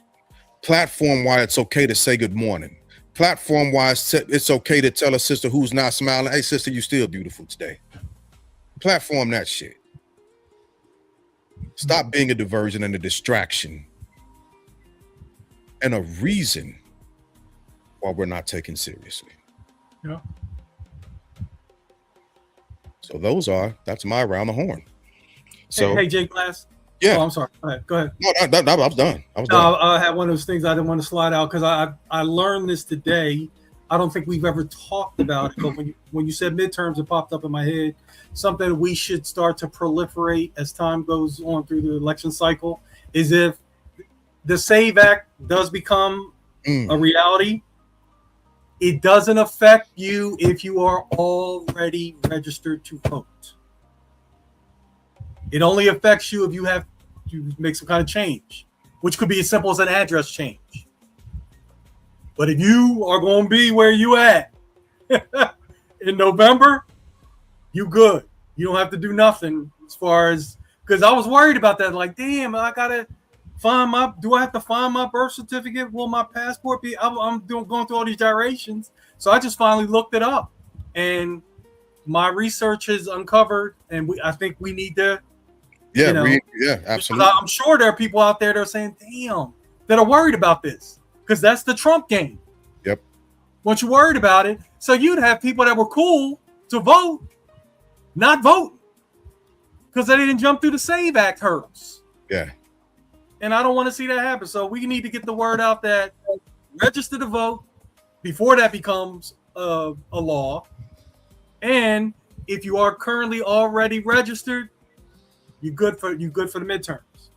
Yep, I'm glad you said that, because next week we'll jump back to politics. If there's something that develops with Nolan Wells, we'll pause and place so we can jump back to this, because this is one of the things that has to be at the focal point of what's going on in our discussions. Trust and believe the Mississippi coroner's report is coming out by Friday. I hope so. Hold on, with BAC? Yeah, we'll see. I think it will. I hope so. Wait a minute. If that BAC is the toxicology, the Mississippi coroner's report is already done. They want the toxicology report about alcohol and drugs. Yeah. Right. So, But alcohol is easy. See, with drugs, you got to first drugs and then what drugs. Yeah. Right. But BAC, don't take that long. Nope. The BAC could be ready by Friday. Yeah, and if it's over 0.08, you know what the other side is going to be saying. Oh goodness. Oh, he was drunk, fell off the boat, hit his head. Drowned. Look, he was on one. He was on that. Look, he was on that red boat that they had just painted. No, he fell off. That's where he got that red stuff on the back of his head. He fell off that boat that just got painted red. No, it's not going to be that simple. Because it won't be. But this is what we get ready for. Yeah, but they said he never left on the boat with them. He stayed back at the island. Well, I'm talking about a different boat, a boat with a red stripe on it. This is where it's going to go. Yeah, they plan to some boat we ain't seen on no videos. Right. Some boats they painted red on the island. They got there 8 a.m. and they painted the boat red right there. Oh, he fell off that boat. If Katie hit his head and drowned. If Katie McCormick wants to go and do an interview, she can feel free to contact me at 408-207-2339. And I will she will do the interview with Officer Tatum. Listen, I will cape up. No, she won't. I will cape up for Katie. And by the time they win the lawsuit money, she can be able to buy her 2 new identities and keep it real. Yeah. I also wanted to make this statement also. Interracial dating. When I talk about that, let me be specific. I have a couple, a friendship with a couple that I absolutely adore. They're in an interracial relationship, and I thought about something, and I had to pull myself out of a space. Just because you marry somebody outside of the definition of race doesn't mean you can't be pro-Black. Nope, not at all. And I wanted to make sure I said that. You will get an argument from Black folks on that. And they can kiss my ass. Your black ass? All of it. He ain't got no black ass. He got red ass. Listen. You know what? This has been a long night. That is a deep. Because I feel the same way. Because I've dated many old white girls. But they knew going in, oh God, it's gonna be a ride with this one. Hey, but and it just might, right? But all I'm saying is that is not an expression of you not loving your people. That just simply means you love who you love. And I'll go back and say this. Just because you listen to rap music and you say you're for the culture, don't mean shit to me. Until I see you on that jury pool, looking me dead in my face, and taking a good look at the evidence and saying they ain't got enough, get your ass away from me. I ain't thinking about you. I'm thinking about you the way you think about me. I'm not. I think about, in fact, I'm thinking about you the way white folks think about us. Not. Well, until election time. With that being said, I got an early morning, folks. It was a great conversation. I really thoroughly enjoyed listening to what you both had to say and the contributions you all had, and I hope everybody else did as well. So as always, y'all could have been anywhere else in the world, but you decided to hang out with us, and we absolutely appreciate that from you. Make sure you go check out the watch list with J.R. Jackson. You go check out the Ben podcast with Mikey Famine, and thank y'all for coming out. God bless and Good night. good night.